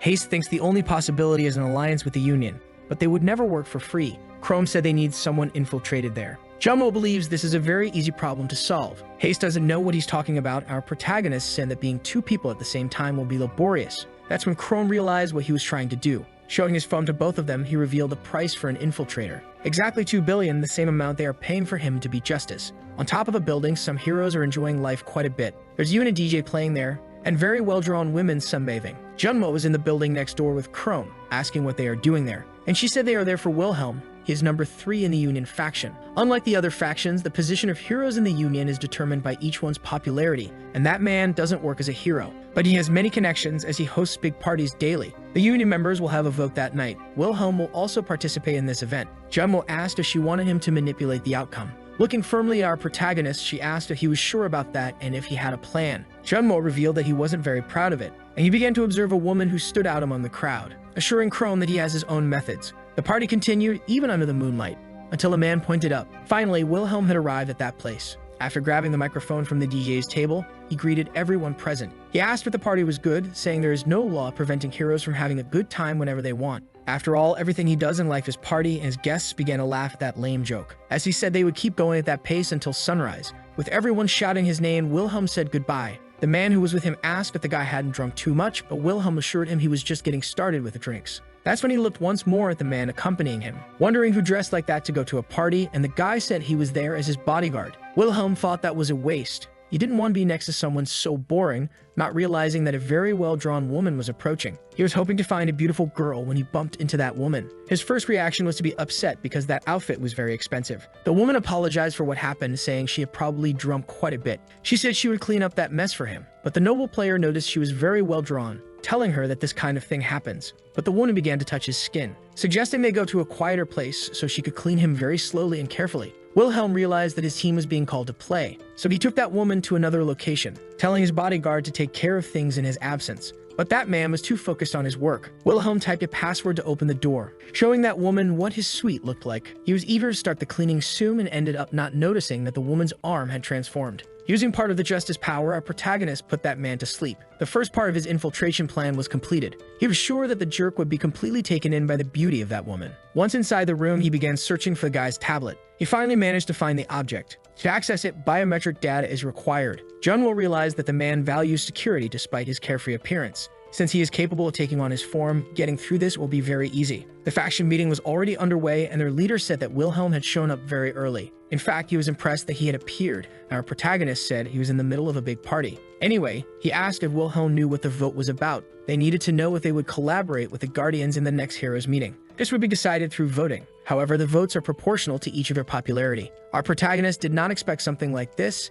It almost seems like a reality show. Then he remembered Chrome's words that there are fewer villains recently, and they must be divided about this. He believes that Wilhelm's votes will be enough to change the outcome. Finally, the voting is concluded. Their leader began checking if they had really finished, and it seems he became suspicious about something. Someone asked him if something was wrong, and he started choosing his words, saying that the result of that vote was unexpected, to say the least. Anyway, they wrapped up the day's program and will reveal the voting results. Leaving that meeting, our protagonist began to sigh with relief. Outside, Chrome was anxiously waiting for the outcome of his infiltration. Our protagonist finally approached her, asking if the girl had been waiting for a long time, but she wanted results. Jumbo still wasn't sure how to tell her this, but he had just earned another 2 billion for the task he had completed. Wilhelm finally began to wake up in his suite. Feeling pain all over his body, he was sure he had drunk too much. His bodyguard asked if he didn't remember anything, and the guy confirmed, as he was sure that woman was simply wonderful, and apparently he even attended the faction meeting, which caused some surprise for the bodyguard. Wilhelm took that in stride. He must have shown up, voted, and then his mind's circuit breaker went down.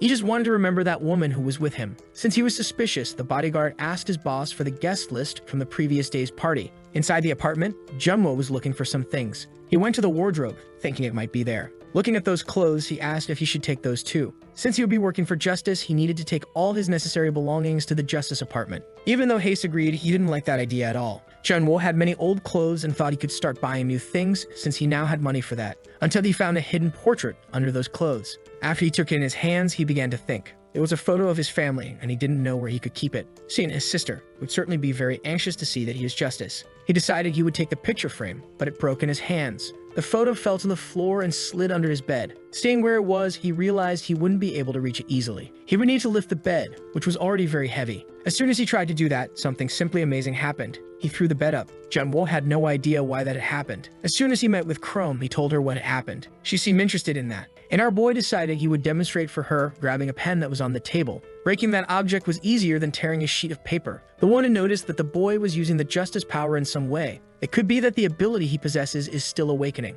Our boy asked what she meant by that. Chrome explained that superpowers are like muscles. The more you use them, the stronger they become. This is very noticeable when the heroes are beginners. He must have always thought that his power was to copy the appearance of others, when in fact his potential is much greater than that. But now they should focus on something else, as today is the time for them to return to work. A virtual meeting is being held with the leadership of the heroes. The boy with headphones apologized for doing that through his webcam. He had an urgent matter to resolve. The pop star said that in this meeting only one thing will be addressed, where they will put the strength of the heroes. And before he could continue, the boy with headphones revealed that he had something to say. The Union faction will cooperate with the Guardians this time. The cop star found that sudden stance too much, and the boys said that they decide everything in their faction through voting, deciding what they would contribute to the Guardians in this opportunity. And as the leader of his faction, he will honor that commitment. After hearing that, the pop star found it a great absurdity. Zeus was in that meeting, but his body was fighting some villains, and he had a question for Nibley, if he had any particular reason to be against the destruction of the villains. And Nibley, who looks like a pop star, stated that they already destroyed their headquarters in the last operation. Continuing down that path is a waste of resources, when Justice was categorical in saying that he disagrees with that. The villains may seem defeated, but they will gather their forces soon. They need to take advantage now that they are all scattered, preventing a larger plan. The Union agrees with that, and Pandora asks if Nibley wants to help the villains. Before he could bring more arguments, someone told him to stop. It was the head of his faction, recognizing that it is advantageous to celebrate all the villains as well. Because in the next votes, some factions will not change their minds, using the villains as an excuse, so it would leave it to the Guardians to lead that vote. Haste does not like his stance, always acting in his own interests, while our protagonist sighed in relief as everything worked out somehow. Back in his apartment, Chrome saw the big hole in the ceiling. That is definitely not good, and that is what our boy tried to tell her. She asked what he will say to the owner of that apartment. Our boy said he will have to bear the loss. His life has been very hectic since he became Justice, and now that he thought better about the matter, he asked why she is doing that too. At least our protagonist is being paid, but she has no reason to go that far. Chrome said she already explained that justice is necessary to keep the other heroes in line. Junwo agrees with her, but this is a dangerous job, and he was wondering if she has any personal reason for all this. Those words seem to have found refuge deep within that woman. Turning her back to our protagonist, she said that there is no specific reason. Junwo began to wonder if he had been too personal in his statements. He thought he should have kept his mouth shut, and now he will focus on cleaning up that mess. Only outside his apartment was a man who was not invited. Junwo soon recognized him. That is the bodyguard who was present at his last task. And the man immediately recognized Chrome, a heroine from the Guardians faction. He did not expect to find her there, and she said she was just visiting a friend, but is curious to know what he is doing there. This man is named Styleto, and he seems to have paid attention to the part where she talked about the friend Juwon Lee, who is 23 years old, who has the ability to steal someone's appearance. It seems to be a very interesting ability to have, and he was thinking about that. He wanted to know why he went to that party the day before. Our boy tries to change the subject, but the bodyguard has already analyzed all the data from that area, including the cameras. He approached Wilhelm disguised as a woman and managed to see the moment he changes form. Junmo realized that he ignored one of the cameras. He said he is not a big fan of Wilhelm and just played a prank on him. Styleto asked if he really just played a prank because he does not like him, asking directly to our protagonist who he's trying to fool with a prank when he transforms into Justice. He is not so sure about that, but he has a particular hypothesis. In front of them, he removed one of his teeth. Chrome took a defensive stance as she knows what that means, and the man threw the freshly pulled tooth in their direction. The fragment of the tooth began to tremble, exploding before reaching them. The tooth seems to have turned into a large mass that was able to completely trap that woman. Styleto now also has a bottle coming out from the middle of his hand. In a threatening manner, he wants to test his hypothesis, even if it means killing our protagonist in the process. Saying that Chrome was trapped, our boy asked what that man was doing. Styleto said he already told him, he just wants to confirm a personal hypothesis. He was already suspecting that Justice was behaving strangely. He had also mentioned something about the assassination attempt, but something made him start to doubt. Justice's right arm is meaning someone capable of copying the appearance of others. Everything is becoming increasingly suspicious. Then he charged at our protagonist. Junmo barely dodged that blow, but ended up being superficially cut. Shortly after that, he managed to gain a bit of distance, feeling his skin burn in the neck area. He was upset with the heroes he met, all of them trying to end his life without really knowing him. Styleto said his theory is that our protagonist is pretending to be the real Justice. Now our boy understands what his motivation is, claiming that this is nothing more than a very flimsy hypothesis. Styleto seems not to have liked that answer, and now he will make our boy reveal everything, using pain and violence as tools for that. He walks patiently towards our boy. Junwo, caught in that situation, has already ruled out that hero as a suspect in Justice's murder. And gathering power in one of his hands, he doesn't care about that conclusion, because he doesn't want to lose his payment of 2 billion by revealing the truth to him. Lacking battle experience, his strike was intercepted. Styleto said he is terrible at manipulating his own power and is full of openings. If he had been using Justice's power, any movement would have worked, and our protagonist said he had picked the wrong guy. Styleto began to prepare to stab him, saying that our boy will be in trouble if he continues hiding his power. And that is about to happen. Executing a perfect move, he struck our protagonist, who, relying only on his reflexes, managed to hold that bone stake. But by being too focused on that, he ended up being knocked down by the hero. Junwo was in a very risky position now. To get rid of that aggressor, he used one of his legs to kick him away. As he moved away, our boy managed to get back on his feet once again, seizing the opportunity to hold him with both hands. Styleto began to think that the boy is not hiding the power he possesses. Maybe he just doesn't know how that power manifests. Junwo seems to have started thinking about those words. Styleto said that those who are weak desire to be stronger, so that people will pay attention to them one day and abilities manifest according to each person's desires. Using power in an uncontrolled manner without knowing the basics is a great waste. Even so, he praised our boy's attempt to prevent him from using the bones in his hands, but that is not the only place he can do that, revealing the bones in his elbows, which almost hit our boy in the face. To avoid being hit by them, he had to let go of that hero. Taking advantage of being too close, he lunged at him, grabbing his waist. In this way, he began to run towards the wall. The hero's body crashed with full force against the bricks. Shortly after that, our protagonist held him by the face, striking his face with a powerful mi, causing a huge noise. Junwo felt his mi quite painful after that. Styleto asked if he knows what the hardest part of the human skeleton is. Showing that he has a mask over his face, he said, is the skull. Now our protagonist knows why he had hurt his knee. He is upset because he was unable to cause any damage to that hero. And maybe he might actually be right. He has only focused so far on not being caught and putting on a perfect act. He can only imagine that incident as a great stroke of bad luck in his life. But there was something inside him that made him constantly hate himself, the fact that he had not been able to help those in need. And he began to wonder what he has been doing so far after receiving such overwhelming power. Styleto said that just because they are talking, the boy should not let his guard down, and he was almost behind him. Junwo was surprised by a blow that came from behind but managed to dodge, thinking that this fight is not something he can win. There is only one thing he can do now. Trying to land a punch on that man's face, he ended up destroying the wall. It was then that he felt something sharp near his neck. Styleto said once again that this is not enough to defeat him, but our boy said he was wrong, for he was not aiming for that man's face, revealing that he had freed Chrome from her dental prison. Immediately, her shadows began to emerge. They trapped Styleto instantly, leaving him paralyzed. Chrome thanked our protagonist for what he had done, saying she was starting to feel suffocated in there. She did not like being trapped in that disgusting tooth at all, suggesting that Styleto should be prepared for the consequences of his actions. Styleto was still trying to free himself from that prison, but the more he tried to move, the tighter those bindings became. Now he understood the advantage of our protagonist. He is very good at using his own head to solve problems. So he asked if he remembered what he heard earlier, producing a bone in his forearm which began to cut through it. Once again free, it was not just his hands that could produce bones. Heading directly for Chrome, determined to defeat her, and she was already prepared for that, sending her shadows in his direction. Styleto made a bone shield to avoid being hit. Shortly after that, he broke the tip of one of them that was protruding from his hand. He used it as a projectile, which was thrown towards the woman. She barely avoided being hit in the head. Feeling the gravity of the situation, she became even more enraged. Styleto was about to strike her in the face with one of his bone stakes, but she disappeared without him noticing, emerging from the shadows behind him. The battle between these two heroes is very intense. Junwo is impressed with the technical level of both. It seems they are on the same level. Styleto had expected something like this from the right hand of Justice. She uses shadows to attack and manages to gain distance whenever he approaches. He decided he would rip out other teeth for that, throwing all of them in the direction of that woman. And just like before, they began to crack, expanding as they got closer to her. Chrome already knows how that works, so it wouldn't work twice. She managed to avoid being hit, but she ended up losing sight of Styleto. Immediately, she began to search for him. When she felt his presence, she realized it might be too late. Styleto was about to surprise her with an attack. Chrome had little time to defend herself, so she immediately used her shadows, and with them, she tried to push him away. But the force of gravity aided Styleto, who managed to strike her with a knee, and he is ready to continue his attack. However, Chrome used her shadows once again to push him away. This time she managed to hit his body, but the hero made a kind of bone armor to avoid being struck. That was able to protect him entirely. She decided she needed to increase the power she was manifesting even more, creating large shadow tentacles. About to attack him, she was curious to see if Styleto could withstand that, for she was using one of her most powerful abilities. The massive shadow is so large that it looks like a creature about to completely engulf that hero. Styleto had no way to dodge it. After the impact occurred, there were several debris scattered around. Even so, the hero continued to move. He managed to position himself behind Chrome. He was about to strike her,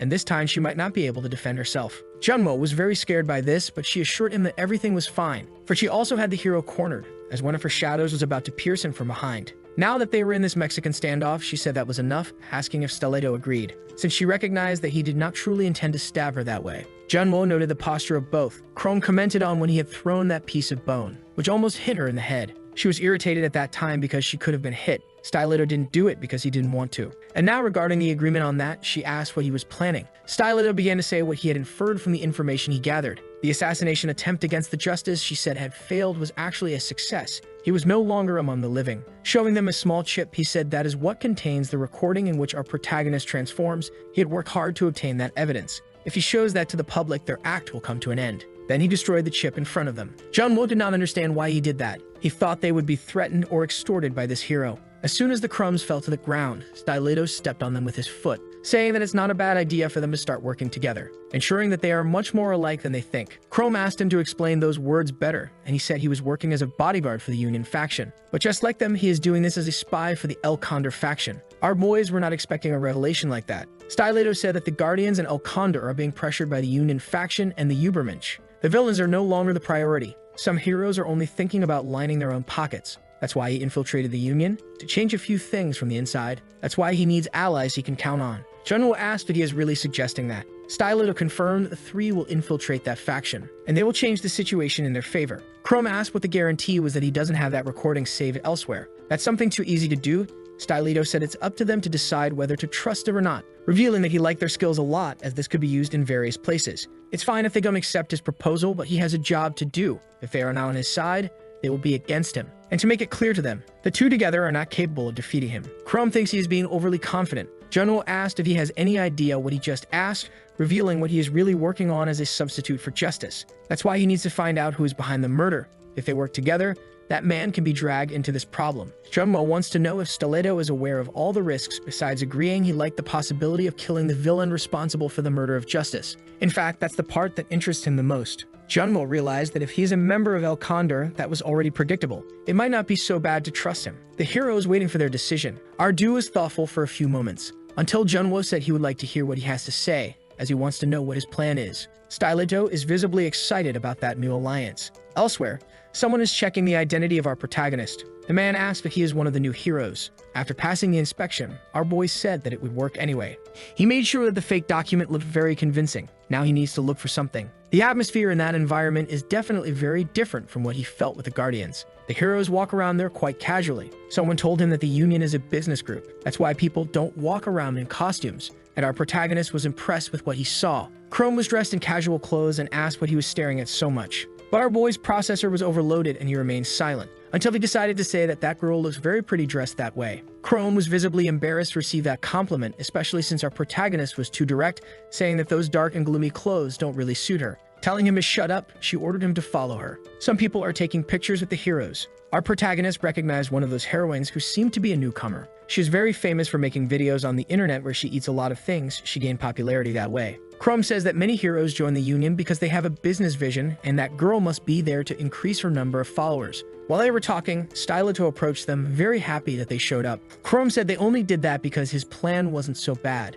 gaining popularity within the Union to be able to participate in the voting. The attention they can gain there is much more important than experience or skills. Our protagonist said that people might suspect Chrome, since she belongs to the Guardians, and asked what she should do to gain popularity. Stiletto said there is always a way to do that. In a meeting for newcomers, a hero is saying that the abilities are based on manifestation, and depending on that, the same ability can be used in different ways. However, some things can go wrong during this process, showing pictures to the newcomers of what can happen. The user can completely lose control of their powers, becoming uncontrollable. People in that condition, besides losing their appearance, lose their intelligence, gaining a huge amount of power. These are dangers that heroes need to face regularly. If that interested the newcomers, there are specific trainings available in that place. Some do not want to deal with something so dangerous. It seems like a passage to an early death. The teacher noticed that the young people of this generation are no longer interested in this type of work, especially in the Union faction, so he would move on to the next topic. That was when someone decided to raise their hand. Our protagonist was the one who did this and asked if it was okay for his group to participate in this. The teacher was truly surprised. Other heroes are saying that he has gone crazy and that he probably hasn't even talked to his group about it. But Styleto assured him that everything would be fine. It's just difficult if you were a very new recruit, but for someone with a sense of justice, it will be easy. Our boy looked out the window, deep in thought. Chrome and he are now in another place. That room was where Justice trained regularly. Pace also uses this space for the same purpose. She just wants to know why our protagonist asked her to prepare that room, and he said he noticed this in the difference in strength. When he defeated Khazar, he just used his power without thinking exactly about how to use it. And he believes he would have lost the fight against Triumph if it had lasted longer. Styleto was right about that. He has only been thinking about doing the minimum, about making money. So our protagonist began to gradually change his hand. Noticing that process, he remembered his 18th birthday. His younger sister was very excited about it. He and his family were celebrating on that occasion. Jungmo told his sister that many birthdays await them in the future. Showing a picture of a hero, he remembered that his sister wanted to meet him, and the girl stated that he is really cool. Then he asked her to pay attention to that. Our boy began to change his appearance in front of her. The child was immediately impressed by what she was seeing. That really is the hero she wanted to meet. Our boy said he had been practicing a lot just for that day. His sister started saying that he is the best brother in the world. That was when disaster struck. Their parents lost their lives in an instant. Our boy looked back, not understanding what was happening. A monster had appeared behind him. It was looking for the hero whose appearance our protagonist copied. Now that a villain appeared there, Jungmo became deeply frightened. His sister said she was scared, and he realized he needed to muster courage or his sister would end up dying. He charged at the villain, ready to strike him, but he was pushed aside as if he were an ant, crashing violently against a wall. The force of the impact was so great that he began to revert his transformation. Badly hurt, he urged his sister to flee from that place. But the villain managed to grab her with his hands and was about to swallow the girl like a candy. That is the trauma he carries. After channeling power into his hand, Jungmo struck the wall, causing a massive wave of destruction. The impact truly advanced in a devastating manner. Chrome could not hide that she was impressed by what her eyes were seeing. Our protagonist said it was time for him to take his role a bit more seriously. Inside a room with several screens, a young man seems to be working.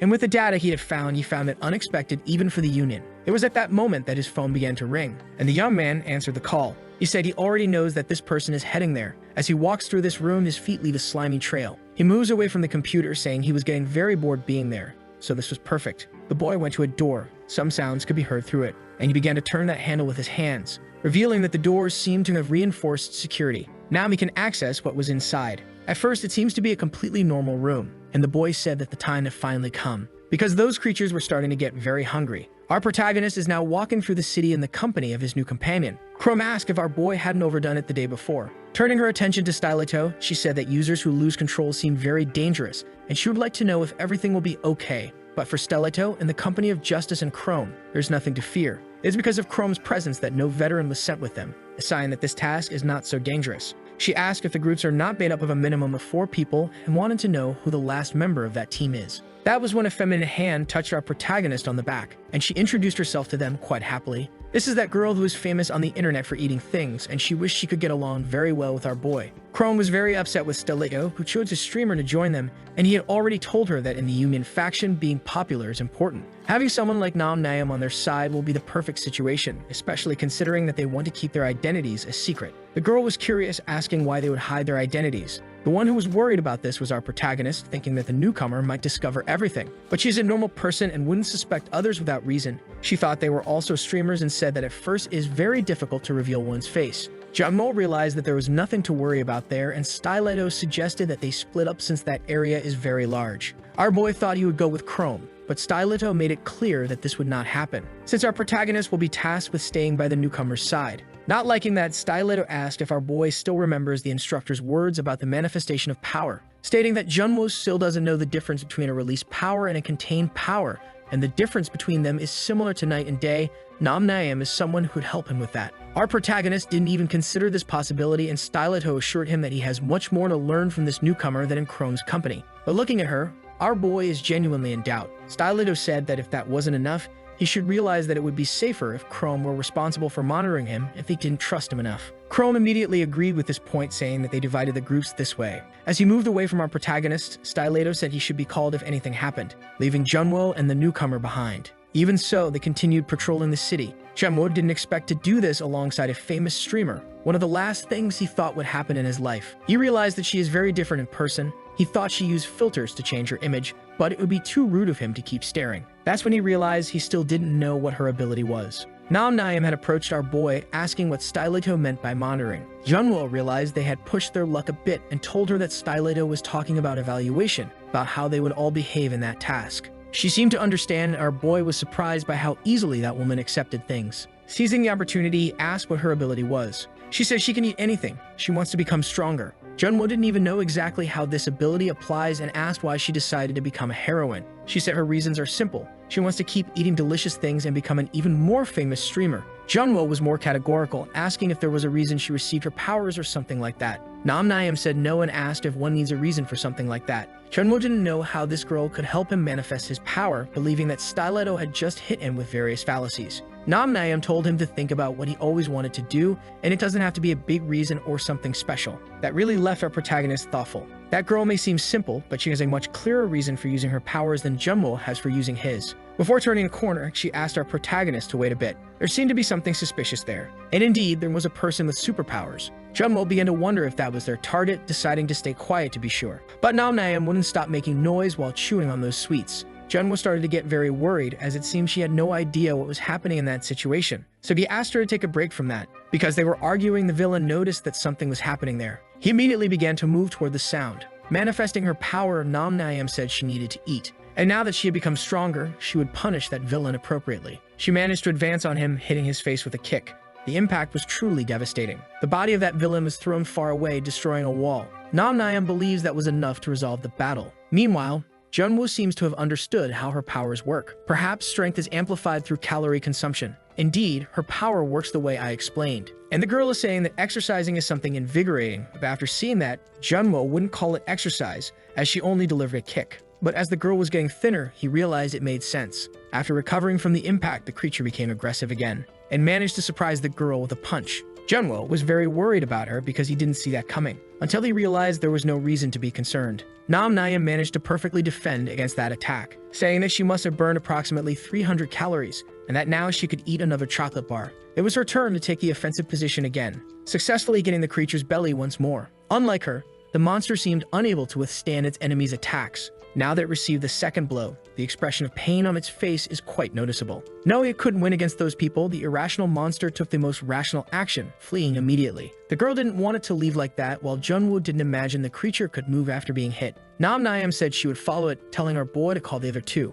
Affirming to her that he would do as suggested, he was left alone on that street. With the feeling that he had just witnessed something incredible, he went to grab his cell phone, not realizing that a strange slime was approaching from behind him. Before he could grab the device, that slime knocked it from his hand and began to change shape before his eyes, until it took the form of a person, saying that our boy wouldn't call for his friends, destroying the cell phone immediately. Junwo was upset with Styleto, who had mentioned there was another target, and looking at that young man, he realized he didn't seem to be an out-of-control user. Regardless of what was happening, his priority was to contact the others, so he asked for his cell phone back. Trying to attack that boy, his strike passed through the slime. Seeing that the substance spread across the ground, Junwo began to think that his strike was ineffective, until he felt something burning in his ribs. Without realizing it, he had just been stabbed. That mysterious young man had spoken once before. He wouldn't let our protagonist contact his friends. Junwo was quite irritated by what had just happened, striking the young man's body with the back of his hand. But he noticed something different. That sensation disappeared, and the young man was shaking his jaw, checking if everything was in place. Our protagonist was very cautious in front of that stranger. When he spoke again, the young man revealed himself to be quite odd, lamenting that the pretty girl had left. Junwo asked if he had anything to do with that out-of-control user, and the strange young man said he might. It would be easier to say that he taught that person to express their deepest desires. Not everyone can manifest their powers. All he did was give a little encouragement to that man. Only then would he be able to reach his full potential. Gathering his energy at the spot where he was injured, Junwo realized he was facing the one responsible for creating that monster. That was enough. He wouldn't need to go easy on this person. And the boy who could turn into slime like the challenge, being the first to advance against our protagonist. But the traumatic blows executed by Junwo were unable to do anything. This time he noticed that his entire arm was dirty with it. Trying to understand what that substance was, he realized it looked a lot like mud. Our protagonist was praised in the last chapter by Styleto, who said he was smart, but this time, he seemed focused on distracting himself in this fight, turning his back to the enemy, who started spitting that disgusting stuff at him. At least Junwo managed to escape, but he was still with his arm all dirty from it, until he began to feel nauseated. The problem was that he couldn't free himself from it, and the strange boy said he would never remove it alone. His mud is stronger than rubber once it adheres. Maybe if he struggles enough, he could achieve something, but the odd one doubted that would happen. Throwing more mud at him, he revealed that he wouldn't allow something like that to be possible. Now our protagonist's body was getting dirtier and dirtier. The more mud appeared, the less he was able to move. His movements were becoming increasingly limited. At this rate, he would be finished soon. He realized that his only chance of victory was to reduce the distance. Then he started to run towards that guy. Seeing that our protagonist was trying to close the distance, he imagined that his reach must be very short. There was just one problem with that. He was sure that our protagonist wouldn't be able to move with all that mud stuck to his body. Junwo showed him that he had a few tricks up his sleeve, concentrating his power in one of his hands. It was about to hit the face of that cursed citizen. Junwo was now sure he had caught him off guard. The force of the blow went through that guy's body. And seeing what happened, our protagonist began to feel a bit scared. And the strange guy said that blow hurt quite a bit. It was at that moment that Junwo realized he couldn't pull his arm away from that man's body. While trying to struggle, he noticed a hand approaching his face. He was hit squarely with no chance to block it. Against all odds, that blow was stronger than he had expected. Our protagonist began to be beaten up while being taunted by the strange guy, who was asking where his advantage was after closing the distance. While being overwhelmed by those blows, Junwo tried to think of something. He decided he would use more power this time, and with his hand completely enveloped in his blue energy, he asked if the strange guy would be able to block that.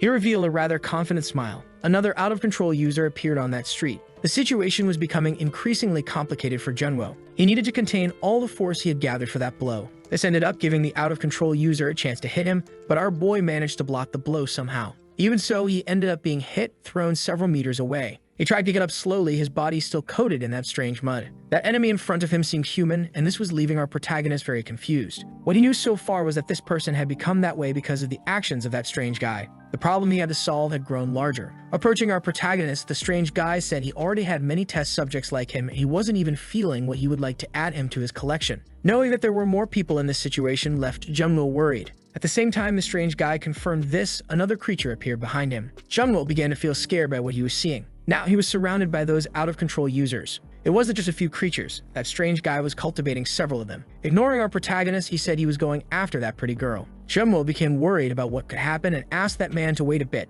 But he seemed to have given an order to all those creatures. They would take care of our boy. A kind of collar was around the neck of each of them. Right after that order, a large surge of electricity passed through their bodies. Junwo, watching all that, became increasingly surprised. But he was soon surprised by one of the creatures, which was obeying the orders of that strange guy. Junwo managed to block that attack with his hands, but another monster was already behind him. He barely managed to dodge. The ground was destroyed by that devastating blow. There were more enemies than he had expected, and what truly worried him was that Nam was in the same situation as him. Two other creatures tried to attack him simultaneously. All our protagonist could do now was block those attacks. But since he was at a numerical disadvantage, he wasn't able to get ahead of all of them, until he was finally being completely subdued by the creatures. One of them started to get excited, hitting harder. But Junwo decided he had taken enough punishment, grabbing the hand of that monster. Finally, he managed to move. As he slowly got up from the ground, it was possible to see the mud peeling off his body. Thanks to that beating session, the mud that had been stuck to his body finally let go. While gathering strength to retaliate against those blows, Junwo said he needed to find his companion. The first of the creatures to be hit would certainly need to go to the dentist soon. Junwo would not allow anything to stand in his way. This time, he was managing to react to all those creatures. Once again, one of those out-of-control ones tried to hit our boy in the back, and all he managed to do while advancing towards the protagonist was to have his nose smashed by an elbow. Junwo was managing to use his reflexes to his advantage, now completely ready to react to the charge of the other two. However, their combined attack proved effective, throwing our boy far away. Even though he was hit, Junwo remained in the fight. This time, he decided to channel his strength to the tips of his toes, shooting in their direction like a lightning bolt, hitting the face of the one who already needed orthodontic work with a flying knee. Right after striking the blue creature's face, he used his body to gain momentum, launching himself towards the other, whose face was smashed into the concrete. Even so, the numerical advantage is proving difficult to overcome, as the third monster managed to hit Junwo in his blind spot. The longer the fight drags on, the more out of breath Junwo becomes. It was then that he realized that this number of enemies might be too much for his current circumstances. Still trying to catch his breath, he was surprised by the hairy monster's ability to stretch its tongue several meters. Junwo didn't dodge it out of fear, but rather pure disgust. Only then did he realize that a giant blue hand was coming in his direction. The impact happened violently. Junwo managed to defend against it, but the force of the blow threw him towards the nearest wall, causing significant damage. Junwo realizes he is holding back because those creatures were once people, but if he continues this way, that fight will never end. And the monsters are very dedicated to that task. It was then that the blue-skinned one said something to him. The creature was hungry. A little distance away, Nam finally managed to defeat the green-skinned creature. She started to celebrate having completed another task, thinking she should have filmed that action. The problem is that she doesn't know if it would be interesting for a newbie to film their first task, as her new companions are reluctant to reveal their identities. It was only then that she realized what was happening. She started to miss her new companions, who were significantly delayed. It was at that moment that the strange boy appeared near her, praising the work she had done. He couldn't believe she managed to take down that monster completely on her own. Naim asked who he was, and the strange boy said he was also one of the new heroes who had recently joined the same faction. He said his group was also after that guy, but it seems the girls solved the problem for them, and she said it was nothing special. Then she asked if the boy had encountered a man with black hair while coming over. The strange boy commented that he heard him say he would call the rest of his team. While trying to deceive the girl, he looked back once more, seeing the defeated creature. He wasn't expecting that to happen, and the most obvious explanation to him is that the monster is weaker than he expected. But there is another viable possibility as well, that the girl is much stronger than she appears. Now that they were talking, she decided to confirm if they were from the same faction. The question left the boy confused, but the girl is sure that by his clothes he doesn't belong to the Guardians or the Ubermensch. And since he isn't interested in ending the life of that guitar, he also doesn't belong to El Condor. He said he belongs to the Union too, and that she probably doesn't remember him. But the girl didn't believe that, because she can remember everyone who belongs to the Union, saying that a basic skill for someone who does live streams like her is to remember people's faces and names. The instructor had also said on the first day that all the recruits from that faction were there, and she doesn't remember seeing him on that occasion. That's why she can't help but think he is very suspicious. A boy also realized he wouldn't be able to stall the girl for much longer, and since she is his type, he is very eager to play a little more, not to mention that she has an interesting ability. She would be a great addition to his personal collection. Before he could surprise her, Naim managed to attack him first. Showing that her power can be devastating, she made a large hole in the body of that strange one, saying that touching someone without consent is a big mistake. The strange boy looked down to try to understand the damage he had suffered, seeing pieces of his hand scattered on the ground. Naim said the guy is starting to make her feel uncomfortable. At first, she thought about just letting him go, but she decided she wouldn't store those calories in her body. Meanwhile, our protagonist is having to deal with those out-of-control monsters. Hitting the blue-skinned creature's mouth once again, it seems he has a personal mission to destroy all the teeth in that mouth. Striking the monster's face, he didn't notice that another one was approaching. After being grabbed by the waist, he realized it was the same one that always manages to surprise him. The villain managed to break through the wall like a locomotive. Due to the impact, he ended up releasing the body of our protagonist, who was already prepared to continue the fight. Noticing that all those monsters were heading in his direction. While defending himself from the blows, he tried to talk to them, saying they were being controlled by the mud boy. But all those monsters did was keep attacking. One of them said he was very hungry. Junmo realized that they seemed to have no signs of intelligence. It was as if they were zombies. Distracted by his thoughts, he was immobilized by one of them, who held him by the arms. This gave the opportunity for other monsters to start hitting him. However, our protagonist was already tired of taking hits and decided to treat those enemies as monsters with no humanity whatsoever. The sudden change in his behavior caused great fear in the blue-skinned monster. Our protagonist was emanating the fullness of the power he possessed. The monster that had tried to grab him from behind was also scared. Junwo said he was already eager to test that in a real fight and hesitated to put it into practice in front of the mud boy. But now he had the perfect opportunity, as there was no need to hold back anymore. As his body exuded an intense blue energy, the monsters became hesitant to attack, until one of them managed to gather enough courage to do so. This time our protagonist showed that he was much more powerful, catching that punch with the palm of his hand. That was enough to instill great fear in the creature. Our protagonist is aware that those enemies are very strong, and while crushing the monster's hand, he said he was much more than they were. Junwo would never lose to them in a contest of brute strength. The creature immediately felt its body being accelerated. This was caused by our protagonist, who threw it far away.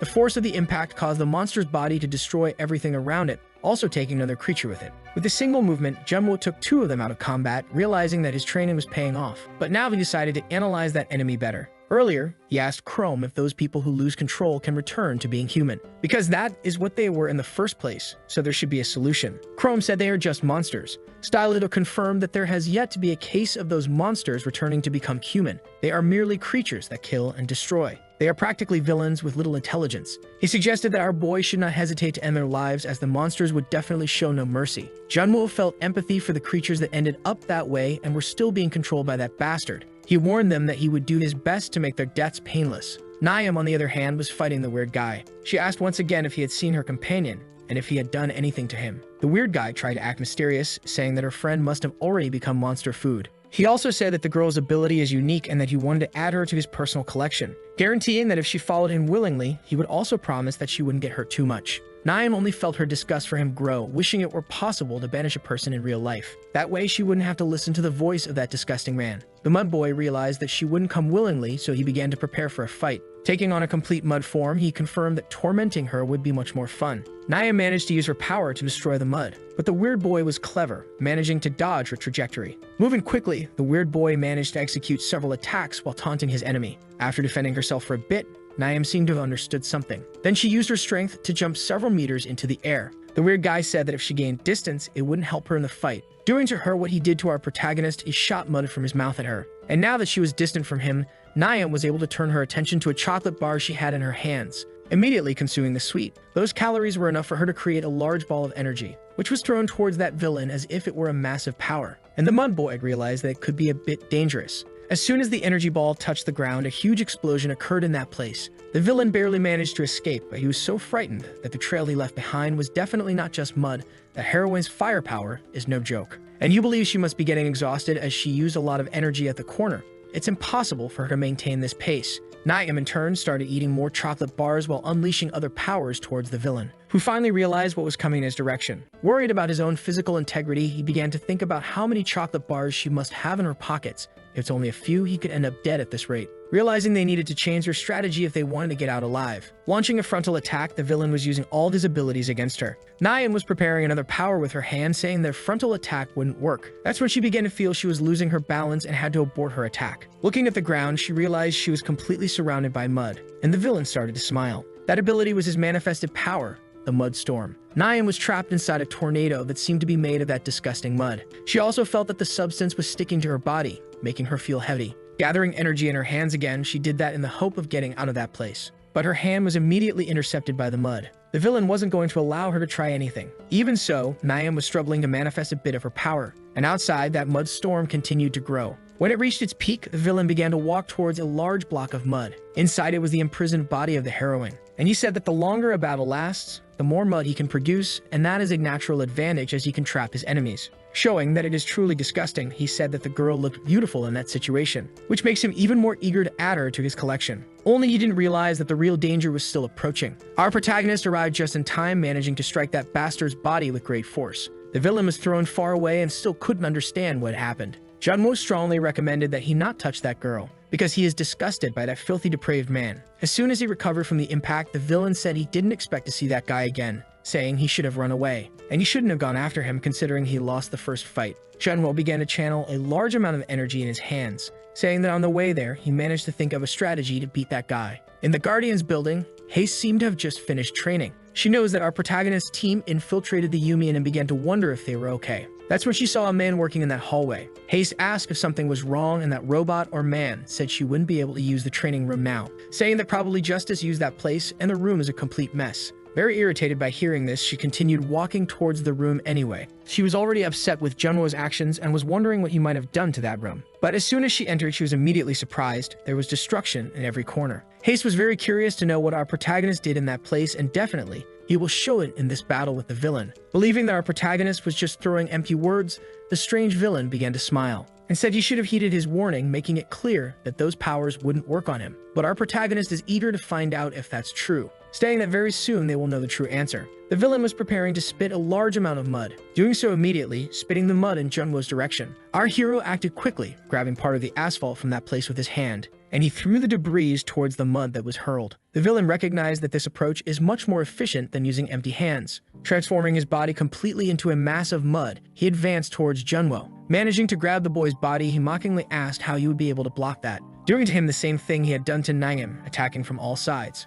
Junwo was covered in mud, but unlike the first time, he remained quite focused. The villain began to smile at this, imagining that the hero had prepared a plan, because standing still like a fool in front of him doesn't seem like an efficient plan. And the villain seems interested in knowing how this will change the course of the battle, and at that moment, Junwo began to clench his fists tightly. Concentrating more and more energy in his body, he said he would soon show. As if he were a Super Saiyan, he simply exploded that mud using the aura that enveloped his body, to the villain's surprise. After witnessing that from a front row seat, he couldn't believe his own eyes. Junwo was beginning to change shape, resembling Justice. On the other side of the street, the shops remained intact. In the next second, one of the stores had its facade blown apart. That was caused by the villain's body, which was violently thrown towards that building. He tried to place himself on the ground, realizing that the situation had now completely changed. The hero he was battling had become much more powerful. The villain attempted to spit mud at him once again, Chunmo was already prepared to receive that attack, and using a powerful movement with his arm, he deflected the mud that was about to hit him. It was then that the villain realized that the mud was not sticking to his enemy's body. He had also been able to do the same thing moments before, which led the villain to think that the boy might be hiding his true power. And this time, he needed to think quickly, as Junmo was approaching him with full force. The villain's hope was that he believed everything our protagonist had was brute strength, so that wouldn't work. But as soon as he was hit by that blow, his entire body disintegrated. While being thrown through the air, the villain was wondering what that was, because the blow was completely devastating. The shockwave left a trail of destruction on the asphalt. The mud that was scattered by the impact began to gather on the ground. It was the villain trying to regain his form. Still not understanding all that power, he noticed another hand coming in his direction. Chunmo hit him again, destroying the villain's body once more. Our boy realized that this enemy had a great regenerative capacity, so he became interested to see who was superior, him and his ability to destroy, or the mud boy and his ability to reassemble. The villain realized that the pieces of his body were flying far away beyond his ability to control them. He would lose the battle at this rate. His only way out was to end it immediately, and he decided to use his most powerful ability, enveloping our protagonist with the mud storm. Believing that he would not be able to overcome that, Chunmo was impressed that that enemy could control the mud in such a way. The villain said that the hero was a great fool for relying only on the brute strength he had. As a result of his actions, he promised that he would suffocate through the mud, causing the tornado to become increasingly intense. All our protagonist did inside was catch his breath, using an even greater amount of just his power, striking the ground with all his strength that caused a massive shockwave, capable of completely destroying the tornado. The villain's ability was undone, and when the dust settled, it was possible to see a large crater on that avenue. The pieces of the strange boy were scattered throughout the city. Now completely terrified, he couldn't believe that this hero was a novice, as he had destroyed his ability just with the shockwave in the air. As soon as he thought about fleeing, his path was blocked by Junmo. He was already asking where the strange one thought he was going. Seeing that his path was blocked, the mud villain began to involuntarily produce mud from his pants. Trying to use his deception, he started to smile at our hero, claiming that he recognized his defeat since he was unable to defeat that hero. However, he believed that he also could not be defeated, since all Junwo did was throw the mud away. That was not enough to hurt him. With a broad smile on his face, Junwo seemed to be waiting for a phrase like that. Every time he transformed into justice, he was unable to use the fullness of those powers. Until now, he was not able to do that, however. If it were for a short period of time, he could. A martial artist he saw on the internet once said that it is not necessary to use all the strength constantly. You just need to focus and release the strength on the target when necessary. Almost as if it were an explosion, and this time our protagonist's blow was visibly lethal. The mud villain realized what was happening. Junwo managed to hit him with his power fully unleashed. That blow was the magnum. This time the pieces of mud were reduced to dust. Junwo knows you couldn't just keep sending the chunks of mud away. But with the strength he just used, it seems his strategy really worked. After a long sequence of action, Styleto and Crone follow like two useless individuals who haven't done anything so far. Then he said he had something to ask. He wanted to know if she wasn't too close to observe him, when Crone said she still didn't trust him. He wants to know why he infiltrated the Union. If his goal is to kill villains, he didn't need to go that far for that. And the truth is he also agrees with that statement. But he made it clear that they still don't trust each other enough to get into that conversation. It was at that moment that Crone noticed something strange, and she asked Styleto to wait a little too. She started pointing to a building next to them. Styleto asked what she had noticed, and the heroine said the building is the only one still with electricity. She could see a small light source through the window. Styleto agreed they should analyze that evidence, but he really wanted to know how she was able to see that. As they approached the building's door, they saw it was closed. Breaking it down wasn't a difficult task for him. Finally, the duo had access to the inside. The first room resembled a work office with some computers and various files. Crone realized this is a completely ordinary environment, and they might have forgotten to turn off the power. Styleto immediately went to the nearest switch. After interacting with it, he saw that the light in that room remained on. He concluded that there must be a generator in that building supplying the power. After hearing that, Crone began to grow increasingly suspicious of the place. Then she started walking toward a door. It was made of iron and very thick. To get through it, it was easier to cut the walls around it, which she did using her shadow tentacles. And right after that, she was immediately shocked by what her eyes were seeing. Styleto approached to see as well, sharing the same reaction. It looked like a secret laboratory. They had definitely captured a very big fish. There were several tubes in that place, like aquariums, and inside each of them were monsters. It resembled a poorly maintained hospital room. He saw blood and surgical instruments everywhere. The more Chrome observed that place, the more frightened she became. Imagining what could be a research facility, Styleto also agreed with her on that. It was then that he noticed some documents scattered on the table, realizing that place was an enemy of ethics. That facility was conducting biological research. Chrome began to wonder who would be crazy enough to do something like that. So she decided to approach a computer that was on. She immediately started searching for information. To access the system, a password was required. Maybe she couldn't do that now. It would be necessary to take the computer to the atrium to gather information. To her surprise, Styleto began typing on the keyboard. and without much difficulty, he managed to bypass that security. Chrome asked how he knew the access password. Styleto said there were 53 people in that room, and most of them are dead. They all appeared to be unskilled users but had some potential. This operation is much bigger than he was imagining. But Chrome thrust one of her shadow tentacles in front of him. Making it clear that she wanted an answer to her question, Styleto should explain how he knew the password. In the same city, Junwo had defeated his enemy. And by the way he was able to do that, he was impressed with his power. Coming to the conclusion that he might have exaggerated a bit, perhaps this was caused by the fact that he was dealing with a very troublesome enemy. It was then that he realized he had completely forgotten about Niam, who must still be trapped in that mud. Getting closer to the girl, he noticed she was fine. It even looked like she was undergoing some mud therapy. Remembering what he had done earlier, he realized there were more out-of-control creatures than he was expecting. Things were getting quite complicated. Hearing a crackle, he looked back and saw a communication device. It seemed to be a radio. The mud boy must have dropped it at some point. On the other side, a voice asked Hedoro what was happening outside. Junwo realized there were more people involved in this situation, and that Hedoro must be the name of the mud guy. Assuming the appearance of his enemy, he said on the radio that he had some problems with rookie heroes. The person on the other side said they had gone through the same thing, warning that a man and a woman somehow entered the laboratory. He said he should use explosives to destroy the evidence and those intruders. Junwo knows they are talking about his companions. He said he can't blow up the laboratory now because his hands are tied. It was then that the person on the other side questioned Hedoro's identity. Our protagonist tried to stay in character, because there are many involved in that situation, and he soon realized that his companions might be in great danger. Chrome is still trying to extract information from Styleto, and if he didn't explain now, things could get violent. It seems he had noticed something, immediately getting ready to attack. Styleto did this to block an attack that was coming their way. Chrome was unable to perceive what was happening, but there was another person with them in that place. Styleto noticed that his bone gauntlet was disappearing. That had never happened before, and he began to wonder what could have hit him. A mysterious hand began to touch the walls of the laboratory. Wherever it passed, the matter was completely destroyed. Gradually, the place began to become completely destabilized, and the entire building started to collapse. Pieces of it were falling everywhere. Chrome realized that the whole place would fall in a few moments. Several rocks were already heading towards the duo. Chrome felt a strong impact on one of his arms. Styleto had to kick her hard to prevent her from being hit by the falling debris. The heroine was worried about her companion and ran towards him, but her path was blocked by the falling concrete. Under the rubble, she also managed to see a large pool of blood.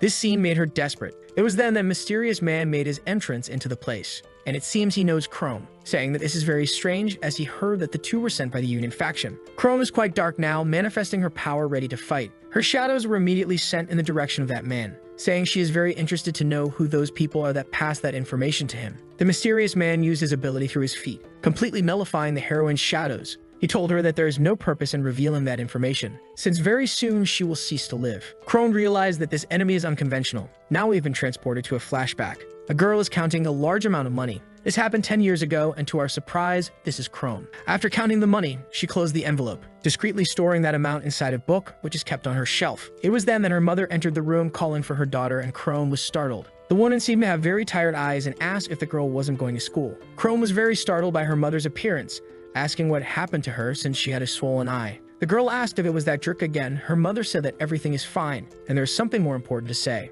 She apologized to her daughter. Chrome is unable to respond. She just accepts the words with sadness, while thinking that her mother didn't need to apologize for that. Then the girl left home to go to school, thinking that her mother is too good for her own good. Classes were coming to an end, and she seems to be meeting with the educational counselor. He is asking if she agrees with this decision, as the girl is an excellent student and could enter the best universities. But she made it clear that she will start working as soon as she leaves school. Once her classes were over, she returned home, and ended up being surprised by a classmate who called Crone #1 girl and learned that she had been to the principal's office once again. She wanted to know when she would start getting attention from the teachers too. Chrome said that for that she needs to study first. While they were walking, Chrome's friend began to complain about the excessive heat of that season and was waiting for summer vacation. She asked what a girl does during the holidays, as she is forced to go camping with her father, which she finds very boring. Chrome said her family just stays home, and her friend felt envious of that, as she wanted to do the same. Soon after that, the two said their goodbyes. Chrome was already running late for her next appointment. She had a part-time job. She did all this to stay away from that man.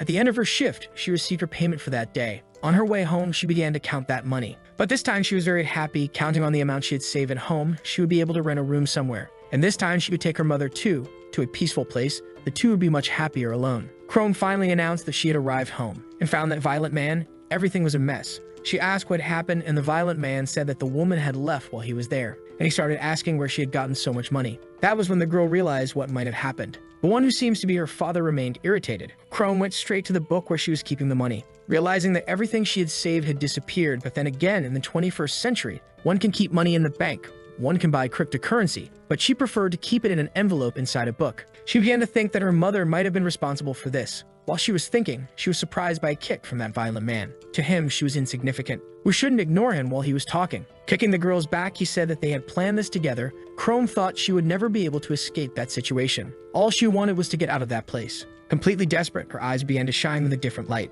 Shadows began to emerge from her body, which frightened that violent man. Chrome still couldn't say what had happened. Maybe that was her power, she just didn't know why it had awakened now. Without realizing it, the color of her hair was also transforming along with the color of her nails. And she quickly understood that, because it was exactly what she needed. The man who had been very violent was now as tame as a kitten. He was the one responsible for making Chrome's life a true torment, and she was determined to make him pay for what he did to her life, sending her shadows in his direction to end that man's cruelty. The mysterious man said that Chrome is very well known among the Guardians. It's no wonder she is the right hand of justice, which makes him wonder why she had allowed herself to be captured by Khazar. To him, she must be planning something. Chrome simply ignored that comment, saying that she was the one responsible for asking questions in that place. Then she sent her shadows in his direction once again. The man didn't seem surprised by her offensive. He just extended his hand to a panel that was nearby. Immediately, something began to break the glass from the inside. That reaction caused more debris to fall, blocking the heroine's attack. After seeing that ability once again, Chrome thought that man could break everything he touched. So she needed to be very cautious during this fight. She couldn't allow him to get close in any way. She started to overwhelm him with various attacks, but the mysterious man managed to defend against all of them. One of those shadows passed very close to his face, and it was enough for him to touch it with the tip of one of his hands. His power began to spread through the shadows, going directly to Chrome. Very scared, she realized that she could be reached by that ability even if she was distant, and now part of that power had reached her arm. Destruction was already underway, but very conveniently, only her clothes began to be destroyed. However, that attack seemed to have weakened her. The man decided to approach, saying that she definitely didn't expect this. Chrome realized that that villain was much more dangerous than she thought. With his hand open, the mysterious man was ready to end her journey in this land, just a few centimeters away from holding her face with his hands. That was when both heard a loud noise in that room. Our dear protagonist arrived to save the day, managing to strike that strange man. Even though he had been thrown far away, he didn't seem to have sustained significant damage. Junwo seemed to be very outraged by what he had seen, strongly recommending to that strange man not to come near Chrome again. Now that he had gained some distance, Junwo analyzed the situation, noticing that something strange was happening with his hand. It was as if his hand was being destroyed or falling apart. The mysterious man told this rookie that he still hadn't understood the situation. Chrome was no challenge for him, a rookie wouldn't be either. He should know which battles he could win, but our protagonist's hand was already almost hitting that face. After being hit once again, the mysterious man was pushed away, being impressed by what had happened, since that rookie hadn't stopped attacking. A great sequence of punches was unleashed against him. Junwo was quite furious, and this time he managed to hit that man's stomach. Finally, he stopped his sequence of blows, and the mysterious villain leaned his hand against the nearest wall, causing it to start crumbling. This caused a new wave of debris and dust. For a brief moment, Junwo couldn't see very well what was in front of him, and he was unable to notice that a hand was approaching his face. He managed to dodge it by a hair's breadth, but one of his hands was already compromised. Only then did he realize that part of that ability had extended to his body. While distracted by the pain he felt, he noticed at the last moment that another hand was approaching his throat, but he managed to pull away from it, avoiding being grabbed by the mysterious villain. As he was now further away, the villain used his ability on the floor of that building, causing it to start disintegrating, which threw our protagonist off balance.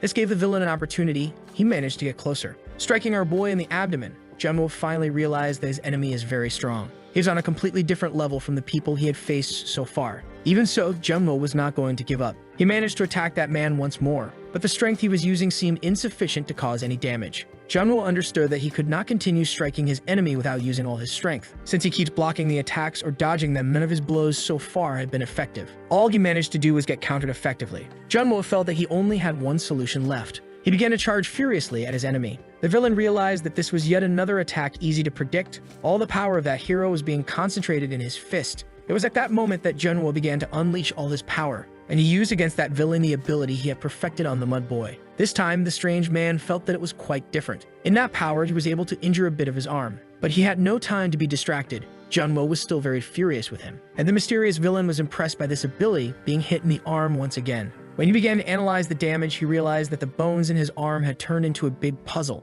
It was at that moment that he grabbed the radio to ask something to Hedoro. He wanted to know if he had managed to collect all the samples. The mud boy managed to respond to him, saying that somehow he managed to do it, but it was harder than he imagined. Receiving that answer, a mysterious man said he was going to leave. Junwo charged at him once more, saying he wouldn't allow that. But he ended up ignoring the environment around him, stepping exactly where that man's power was. A large crater opened up in the ground. Junwo could do nothing as he was not capable of flying. In free fall, he noticed that Chrome was also still heading towards the ground. The fight with that mysterious villain was not going to continue. But capturing his facial expression, Junwo realized that they would meet again, and our boy intensely wished to continue that. Looking at his companion, he realized that there were more urgent priorities. She was only falling like that because she had lost consciousness. Chrome was dreaming of what happened that day when she attacked her father. She used her tentacles to hurt him, showing him how cool it is to subjugate the weak using the strength one has. While he was begging for mercy, she moved a little closer, saying that she wouldn't do that. Because all of this happening is his fault, he was the one responsible for ruining her life. The coward kept trying to apologize, asking his daughter to forgive him for everything he did. But those false words only made her even more enraged. Because a piece of trash like him does not deserve the blessing of life. It was at that moment that she tried to attack him fairly, but her tentacles were stopped by a massive wall of muscle. The hero of justice had appeared there. He said he understood her anger, but he knew that she also didn't want to end that man's life. He was going to say a few more words of comfort, but Chrome told him to shut up. Believing that he understood absolutely nothing, she just wanted to finish the job. Justice said that death is too comforting an end for people like him. She shouldn't allow a coward to escape his sins so easily. There are other ways to punish that, saying that he could take her to a place where she would be able to use her powers for the greater good. It seems that in this way he managed to get her attention. The dream was over and Chrome began to slowly open her eyes. She noticed that there was someone by her side. At first glance, she thought that person could be Justice. It was then that she realized she was actually talking to Junwo, who looked visibly worried. She never imagined she would confuse these two people one day. Disappointed, she ended up closing her eyes, which left our protagonist even more desperate. Without Junwo knowing, Chrome began to judge herself, thinking she was foolish for confusing the two. Junwo didn't know what had happened to his friend, so he was very worried. He was trying to wake her up. As nothing he had tried so far worked, he began to feel anxious. It was only now that he realized someone was missing, so he started to wonder where Styleto could be. Since he arrived at that building, he hadn't been able to find him. He even thought that he might have escaped, leaving Chrome behind. Even though he was thinking this, it didn't take long for him to find a hand hidden in the rubble. It certainly could only belong to one person. Removing all those stones from in front of him, he tried to tell the young man to hang in there. But it was too heavy, it's possible that his body couldn't take it. Junwo began to feel quite distressed in that situation. All of his companions have been defeated in some way. Every time he suffers, this flashback of his family comes to him. Junwo was overwhelmed by depression. Now he believes this is the natural end for everyone who gets involved with him. This only made him even more frustrated. It was then that Styleto said he was grateful to hear him lamenting for him. Showing that he had managed to hear all of that, he assured that he was still alive. Junwo began to feel happy, realizing that he shouldn't think he would die so soon. He said he would get him out of there. But he was immediately shocked. Styleto, using his bones, managed to lift all that weight. Junwo was scared by what he was seeing and asked if the young man was okay and what that was underneath him. The hero assured him it was something very important. Soon after all these events, they went to the hospital. Junwo was asking the nurse if he was at the right room, and she wanted to know who he was looking for. Junwo said he came there to see Chrome. It was then that he realized he couldn't remember her real name. As soon as he managed to find the name in his memories, he said he came to see Yan as he is her guardian. The nurse understood, said that the girl had woken up a few minutes ago and needed to recover, but our protagonist was very happy with this news. He simply thanked the nurse as he began to enter the room. Some nurses gathered to gossip. They noticed that the young man had a lot of elegance, but he didn't seem to be the girl's boyfriend. He might still be in the position of a friend and thinking various mischievous things. They recognized that his body was very beautiful. Ignoring any kind of hospital etiquette, Junwo began to shout in the hospital, calling for Chrome. To his surprise, the woman was sitting on the bed. Getting closer to her, Junwo said he was very relieved. She asked what was wrong as it was making her uncomfortable. Junwo said she almost died. He was then very happy to know that she was safe. Even though she felt embarrassed by those words, Chrome said he was exaggerating. Junwo wanted to know how she was feeling and she limited herself to saying that she was fine. While spitting a little blood, she said she had some internal injuries, but it was nothing serious. Junwo asked her not to exaggerate and to keep resting. It was then that Chrome noticed his arm was bandaged, and from the moment she confused his image with that of Justice. She asked how long he would keep calling her by her heroine name, saying that our boy could call her Yang without any problems. It was strange to be called by her war name in front of normal people. Junwo agreed with that, but she had a few more things to say. She wanted to know how Styleto was doing. Even though he seemed to be okay, his health condition was much more severe than hers. They went to his room to see him. The hero was unconscious, and Junwo said his condition was serious.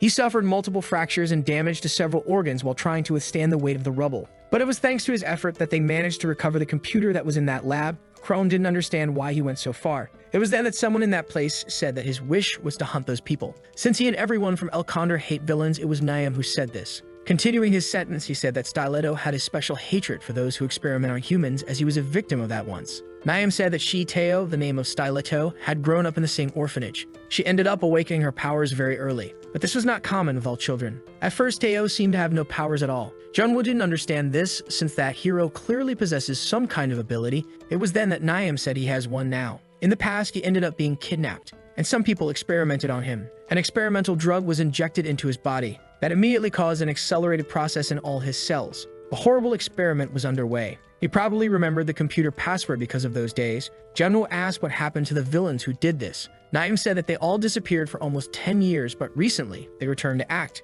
That's why Stiletto was so dedicated to preserving that computer, as it was his only chance for revenge. Junwoo now observes the fallen hero's body, and he needs intensive medical care to continue living. That is truly a regrettable situation. In the waiting room, Junwoo is sitting and began to reflect. He finally managed to use a new level of his power, but his arm is very compromised. He needs to keep practicing. While thinking that he would like to have someone who could help him, a woman approached him, asking if they are the group that fought against those villains. This woman has a mask on her face and has colorful hair. Her name is Banshee, and she is second in command of the Union faction. Our boy doesn't know what she is doing in that hospital. She said she heard that the group suffered several injuries. Jumbo confirms this, and they also recovered a very important item that could be useful in searching for the villains. She congratulated their effort, asking if this information had been shared with anyone else, because the computer should be handed over to her. Jumbo found that request very strange, but she was categorical about all the items they had obtained. They should be handed over to her immediately. Junwoo didn't like the way she made that request and didn't understand why he should hand over the material. Banshee said he was just complicating things and that the Union would resolve this internally. People could get very nervous if they knew the villains had returned. There's no need to put all that stress on the public, but our boy said that the villains have returned and the heroes need to know this truth. Showing that his patience was already at its limit, Banshee didn't want to repeat her words, saying that the Union would take care of it, and that a matter like this should be resolved internally, hoping our protagonist understood. But firmly, Junwoo said he disagreed with her. He acknowledged that the information shouldn't be leaked to the public. It would be a problem if the Guardians discovered something like that. But he wouldn't hand over something his companion risked his life to obtain, as that is excessive. Banshee told our boy that she wasn't asking but giving an order, and if he needed to feel a little pain to understand this, so be it. Junwoo couldn't believe she would use her power inside a hospital. It was as if someone was going to cover for her through all this, until a person appeared, interrupting everything, saying that she was being too irritable. He said that his sister was being too direct with her words, and his presence caused a great commotion among the women in the place. Banshee asked why he was taking so long, and the young man said he bumped into many fans at the hospital entrance. Junwoo realized that face was familiar. He had seen this man somewhere else. That was when he remembered that Viento, besides being a hero, is a celebrity and had become incredibly popular. Viento began to address the newcomer, acknowledging his dedication, but that some things could become problematic if shared with the public, and he asked if he could handle the consequences of causing trouble for powerful people.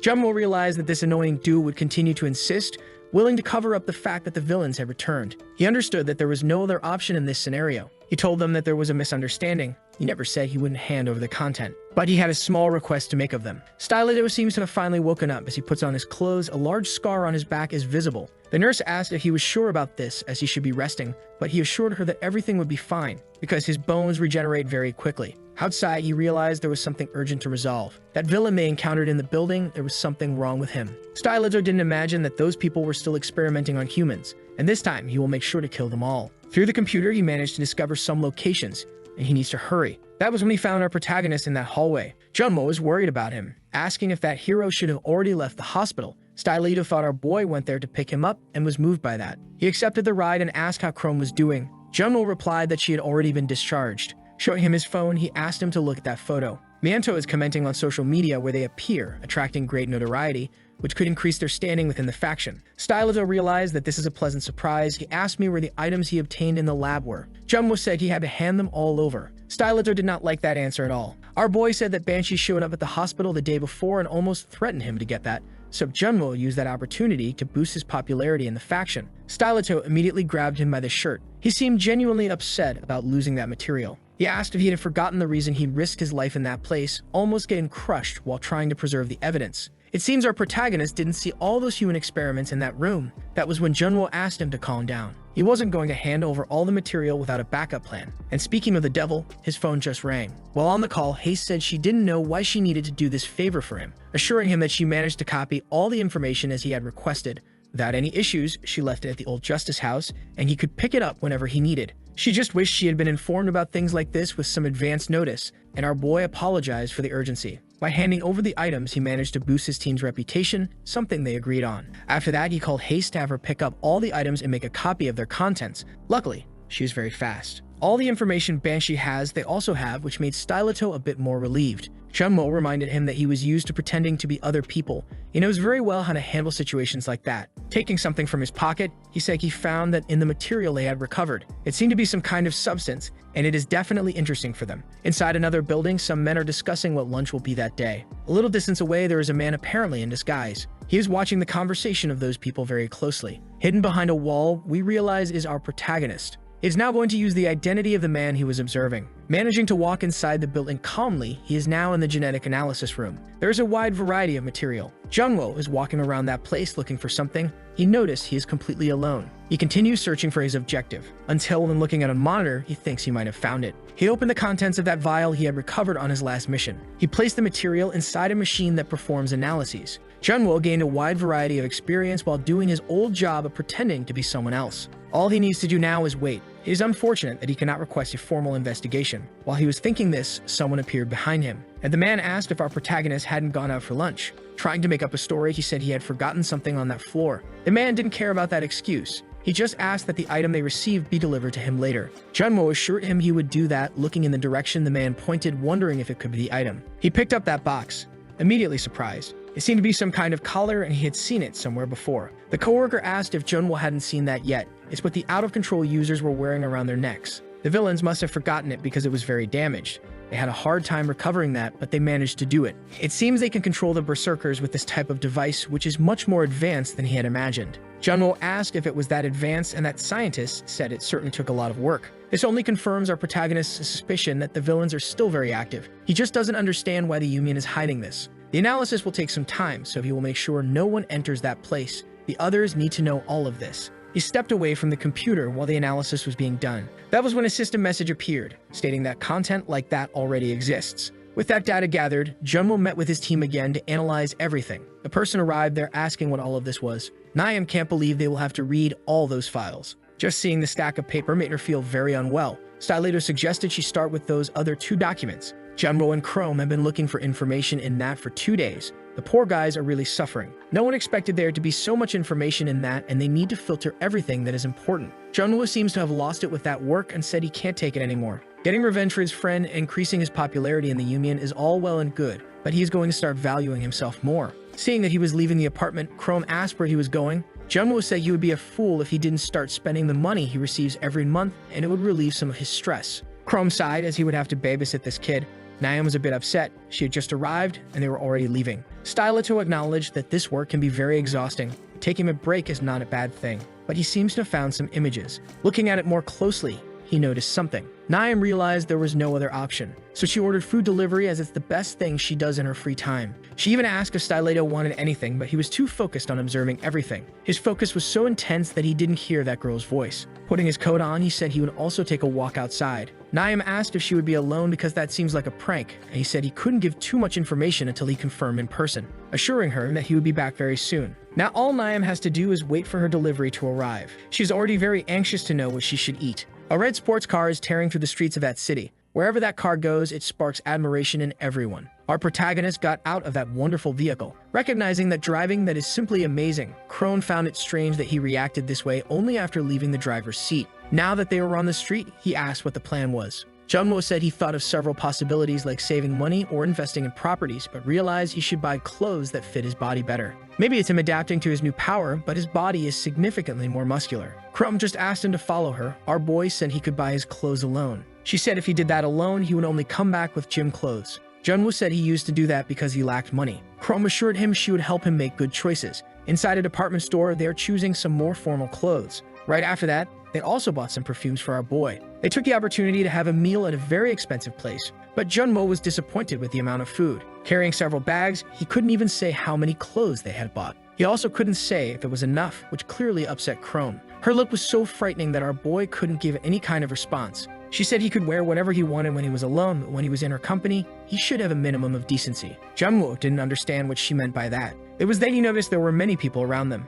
but they were being drawn to another figure. Our boy identified that one as Viento and was surprised he was in a place like that. Chrome said that the heroes of the Union are basically celebrities and that man in particular is very popular. Junwoo seems not to understand the logic of his fame, not to mention that he doesn't know why Banshee risked using her powers inside the hospital. There were many people in there. Chrome was about to give him an answer, but Banshee herself said she could control the range of her ability. The only thing that would suffer would be our protagonist's eardrums. They didn't expect to find her in that place. Seeing that Chrome was there, she asked why she was leaving. The heroine insists on staying close to that rookie. The obvious conclusion for her is that the two might be involved in some way, something that Chrome promptly denied. Banshee said she didn't care about that or about the relationship they might have, and she apologized to our protagonist for being inconvenient on that occasion. She doesn't take pride in that. Recognizing that Junwoo must see her as a terrible person, she assured him that the truth is much more complicated than he can imagine. It must be strange to hear this from someone who had threatened him, but she thanked our boy for what he had done. Chrome asked if it was okay for her to say this in front of him. Banshee assumed that our boy had already talked about it with her,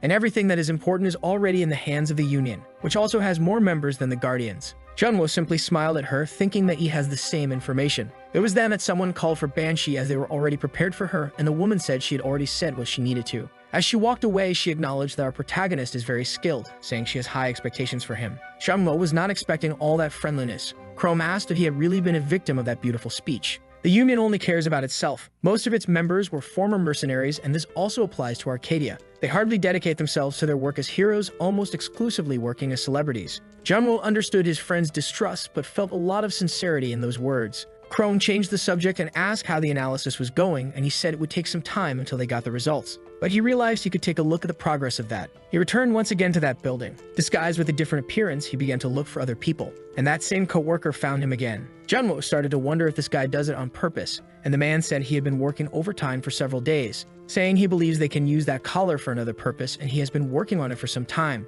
saying he is impressed with that suppression capability and asked if his colleague knows anything about it. Junwoo said he had no idea, while thinking that he fought against those creatures but doesn't know how the device works. The man said that device is inhumane and he wonders who is capable of producing it. He also said that the results of the samples that were placed in the device have already been produced. Junwoo was very surprised. Going to the computer, he said that it is very strange, and when he read that message, he was startled, because that sample already existed in that file. Junwoo was very intrigued by this information, wondering what could be happening there. Now he needs a password to access that content at level 0. He received a code from Haste herself that was produced for Justice himself. The woman threatened our protagonist if that information leaked in any way. Junwoo found it strange that the information already exists in the system, but there is nothing related to it anywhere. This only made him even more scared. While he was typing on the keyboard, he couldn't believe it, because he had found absurd information. It was hard to believe what his eyes were seeing. That material was extracted from the body of the deceased Justice. Right after discovering this information, he left in a panic to meet his companions. If that substance had already been analyzed, it could only mean one thing. The villains Stylito is looking for are directly related to the death of the real Justice.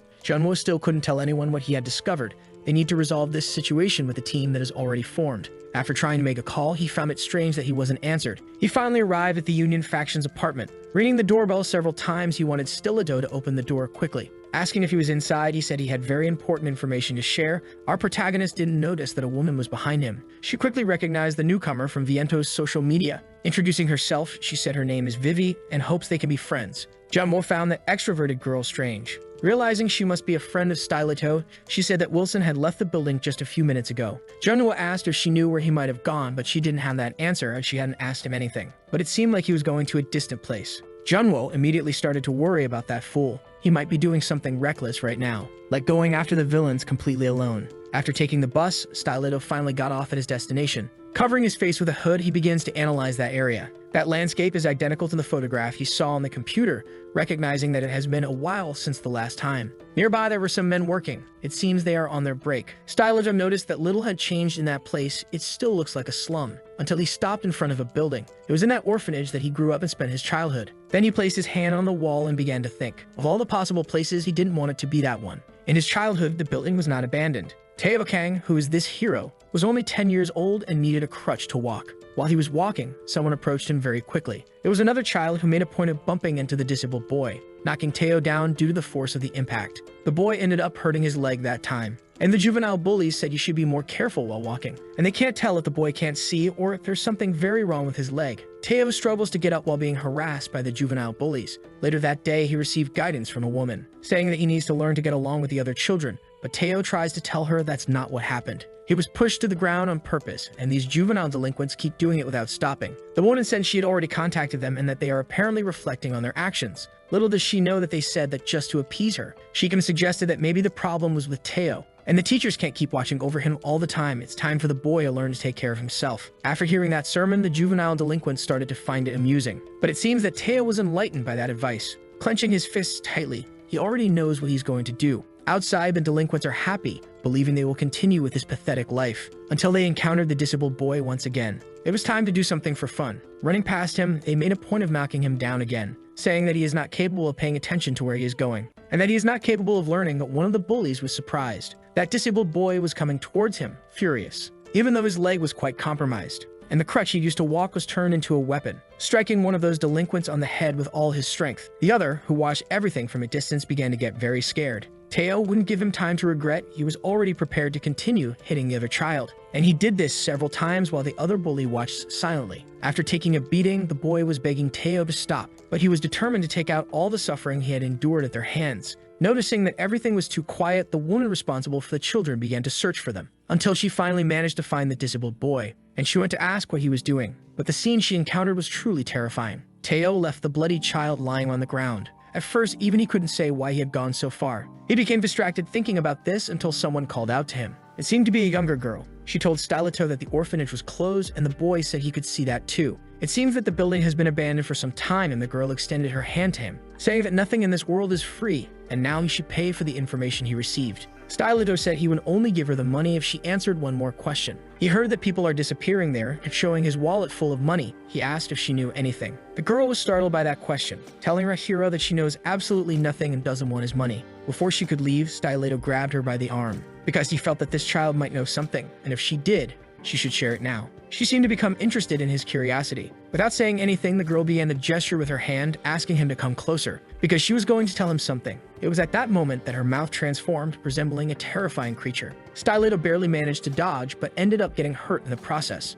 And the girl has something to say about the person responsible for the disappearances, since she is the real reason for all of this. Due to the wound he had acquired, blood began to fall to the ground. Styleto is visibly disturbed by this. Notably, the blood can fall to the ground but does not stain his white coat. He is ready to confront that girl, and she asked what Styleto was waiting for when returning to that place, if it was a reunion of former students. The boy said she spoke as if she knew something about him, and she assured him that she did. He found out that he is a failed experiment, discarded after they used his unique genetic ability. He heard that they wanted to test him much more, and he is happy that he has returned for that. Styleto thanked her for her words, as he was a bit confused about what to do now. Showing his bone stakes, he realized that his decisions had just become easier. That woman doesn't seem intimidated by this at all. Styleto started running towards her, furious. He was ready to drive his bones into that woman who was already prepared for it.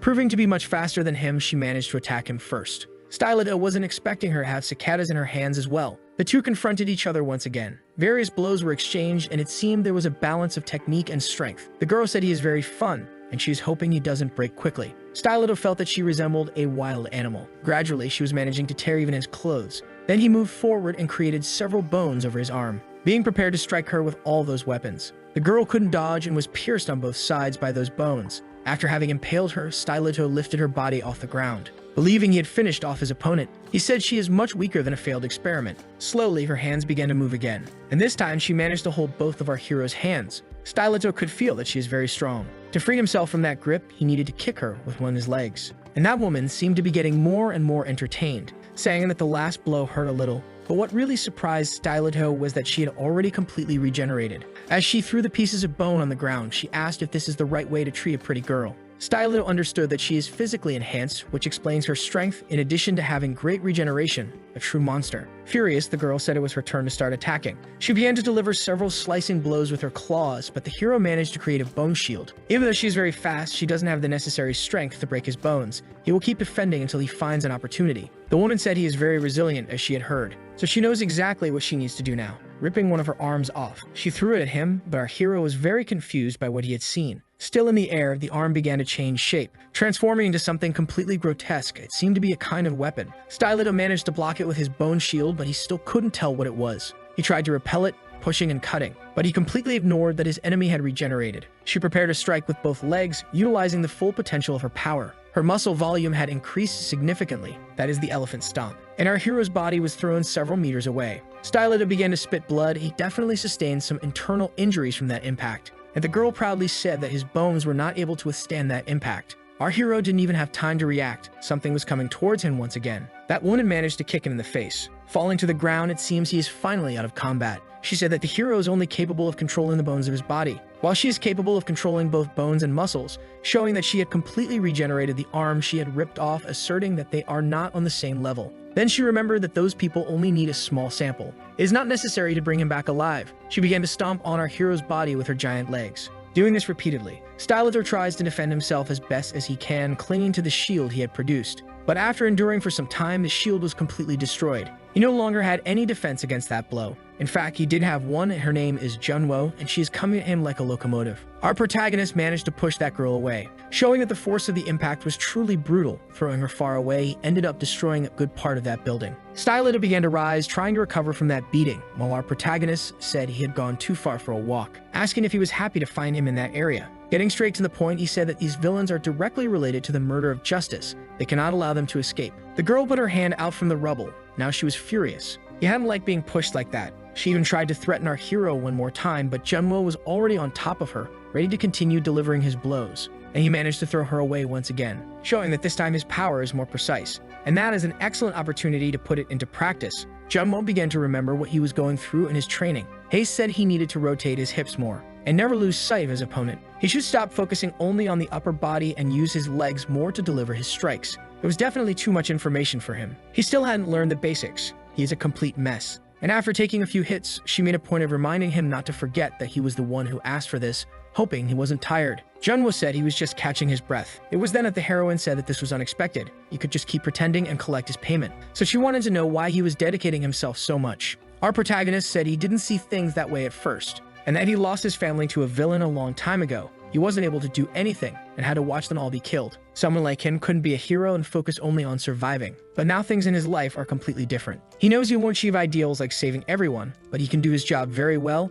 and that makes sense to him. That's why he needs to perfect that power. Hayes said that having the power of justice isn't as easy as he thinks, and that from now on, she won't go easy on him anymore. Junwo said her words were making him want to regret a little. Now the woman's claws are pointed at him, but she wasn't able to hit our protagonist. Even though she was trying very hard, Junwo managed to avoid any damage. He even found openings in her defense, striking her body multiple times. That strange woman only gets more and more irritated by this. Stylido is watching everything. Since he fought against her, he knows she is very skilled, yet Junwo is managing to gain the upper hand. Since their first fight, Stylido noticed that the boy had evolved quite a bit. Perhaps it's the result of Haste's training. But it's incredible to think that he managed to progress so much in such a short time, because that woman is being completely overwhelmed. Junwo was already tired of hitting her and suggested she surrender soon, as this is getting annoying. She said he shouldn't get too confident just because he landed a few hits. But what she is really feeling is growing more and more irritated. Junwo knows she is very fast, but she doesn't compare to Haste's speed. Then the girl began to strengthen the muscles in her legs,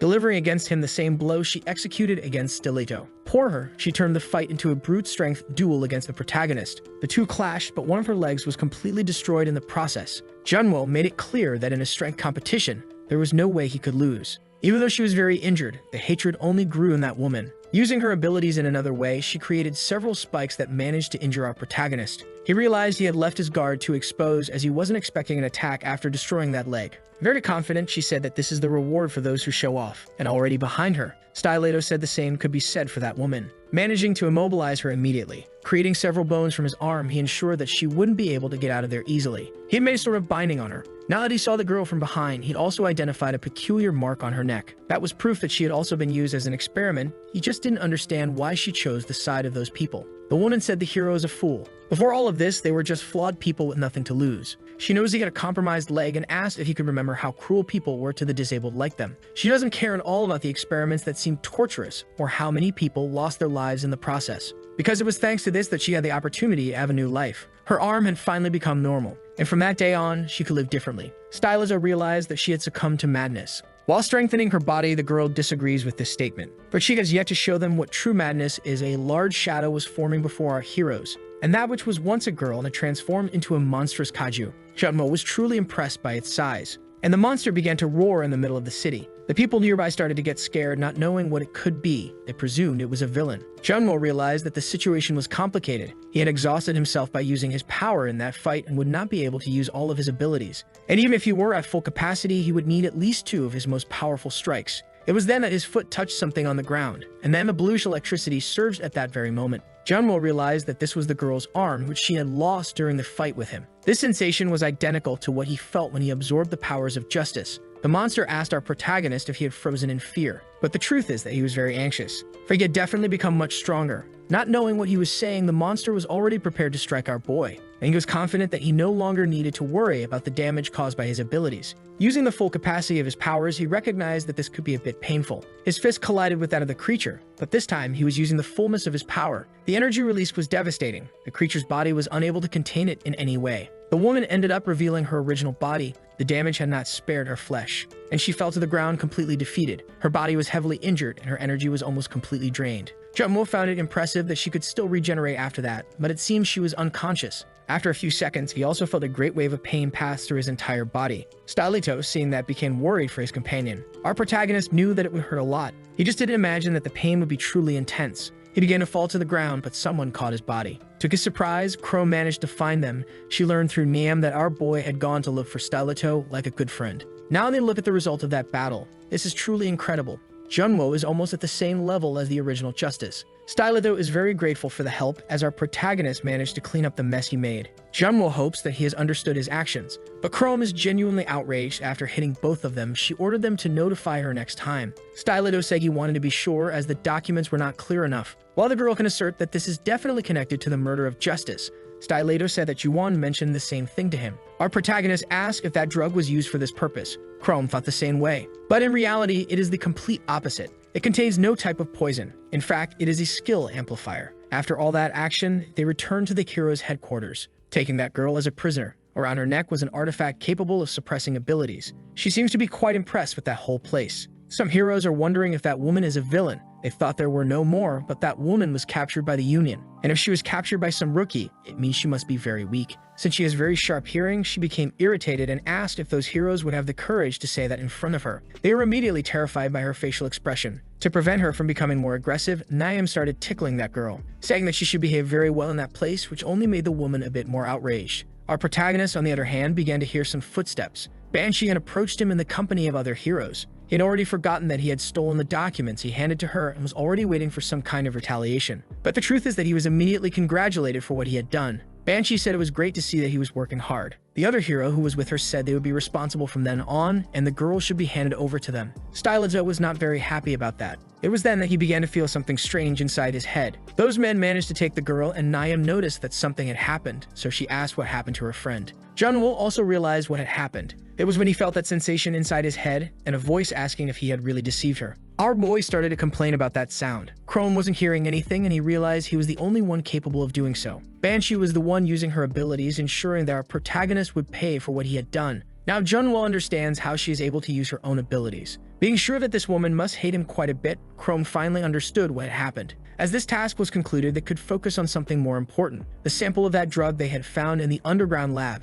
Before returning to the hero's building, they were discussing this. In the autopsy documents, there was no mention of drugs capable of amplifying powers. Chrome took the sample with one of his hands, telling him to pay attention. She dripped a drop of that onto one of her tentacles, and he immediately began to lose control, until he completely exploded. Stylito realized it was a similar reaction capable of creating berserkers, delivering a significant increase in the power of abilities. Chrome said that the amount they have in that small tube is enough to kill a person multiple times. Junwo recalled that in the autopsy document it was proven that Justice used his powers before dying. It could have been a reaction to this drug. Thinking about this matter, our boy began to think that Justice might have been a steroid user, and that he might not have originally been so powerful. Chrome disagrees with this situation. Since he was the one responsible for defeating Nemesis, a truly powerful villain, a dope hero wouldn't be able to do that. And in front of them, there's ample evidence to support this. If Justice was using drugs to become stronger, it is not possible for our protagonist to be so powerful by replicating his abilities. Stylito said that this situation is a ticking time bomb, and it leaves no traces behind. Chrome said they need to investigate much more, and that they are getting closer to discovering what really happened to the hero Justice. His companions are also very motivated for this, but they ignored the presence of someone in that place. Naim is completely shocked. She had no idea that the hero Justice was no longer alive. Stylido realized he never explained anything to her about this situation, as it wasn't advantageous to reveal the truth to her. Very upset, Naim asked them to explain what was really happening. Stylido assured her that she is not a gossip, and that they could tell her everything. Now they are in one of the Union's towers. Our protagonist is in the appearance of the hero Justice. It's been a while since he last used that appearance, and he is not used to all this attention. But if he needs to find out who was responsible for that, he needs to interrogate that girl, and he needs to meet with Arcadia for that. Since he wouldn't be someone to give that information to his true self, but he would definitely be friendly with Justice. So our boy was elevated to an office. The person inside the room said he could enter. Arcadia welcomed that unexpected visit, saying that it has been a long time since he last came there to talk. She offered hot drinks to our boy, who immediately declined. Arcadia said she would drink some tea at that meeting, as it is very good for relieving the tension of the routine.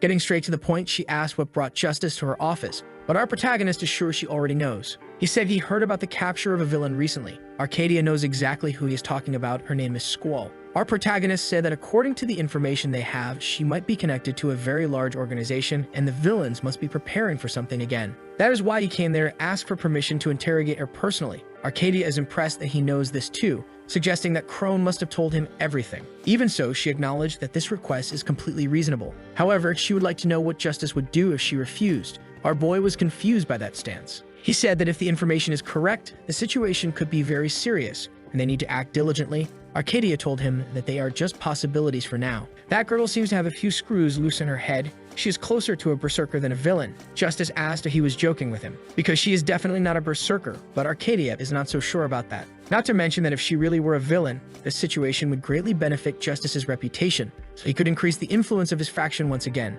Our boy wasn't imagining that the meeting would be about this. Arcadia said that the Guardians never had much influence, and they are losing even more after the villains disappeared. And he is not willing to listen to the requests of such a small and weak faction. Justice asked if he was serious, and Arcadia assured him that he was. Turning his back on him, our protagonist said he was only there to waste his time, slamming the door and leaving that man alone. Arcadia found that very strange. He was expecting Justice to make a big scene. It's odd that he accepted what had just happened. Outside, our protagonist answered the phone, informing that things happened as expected. It's time for the hero Justice to spring into action. So the video ends here. If you don't want to miss the next part, activate the notification bell, and see you next time on Tob's channel.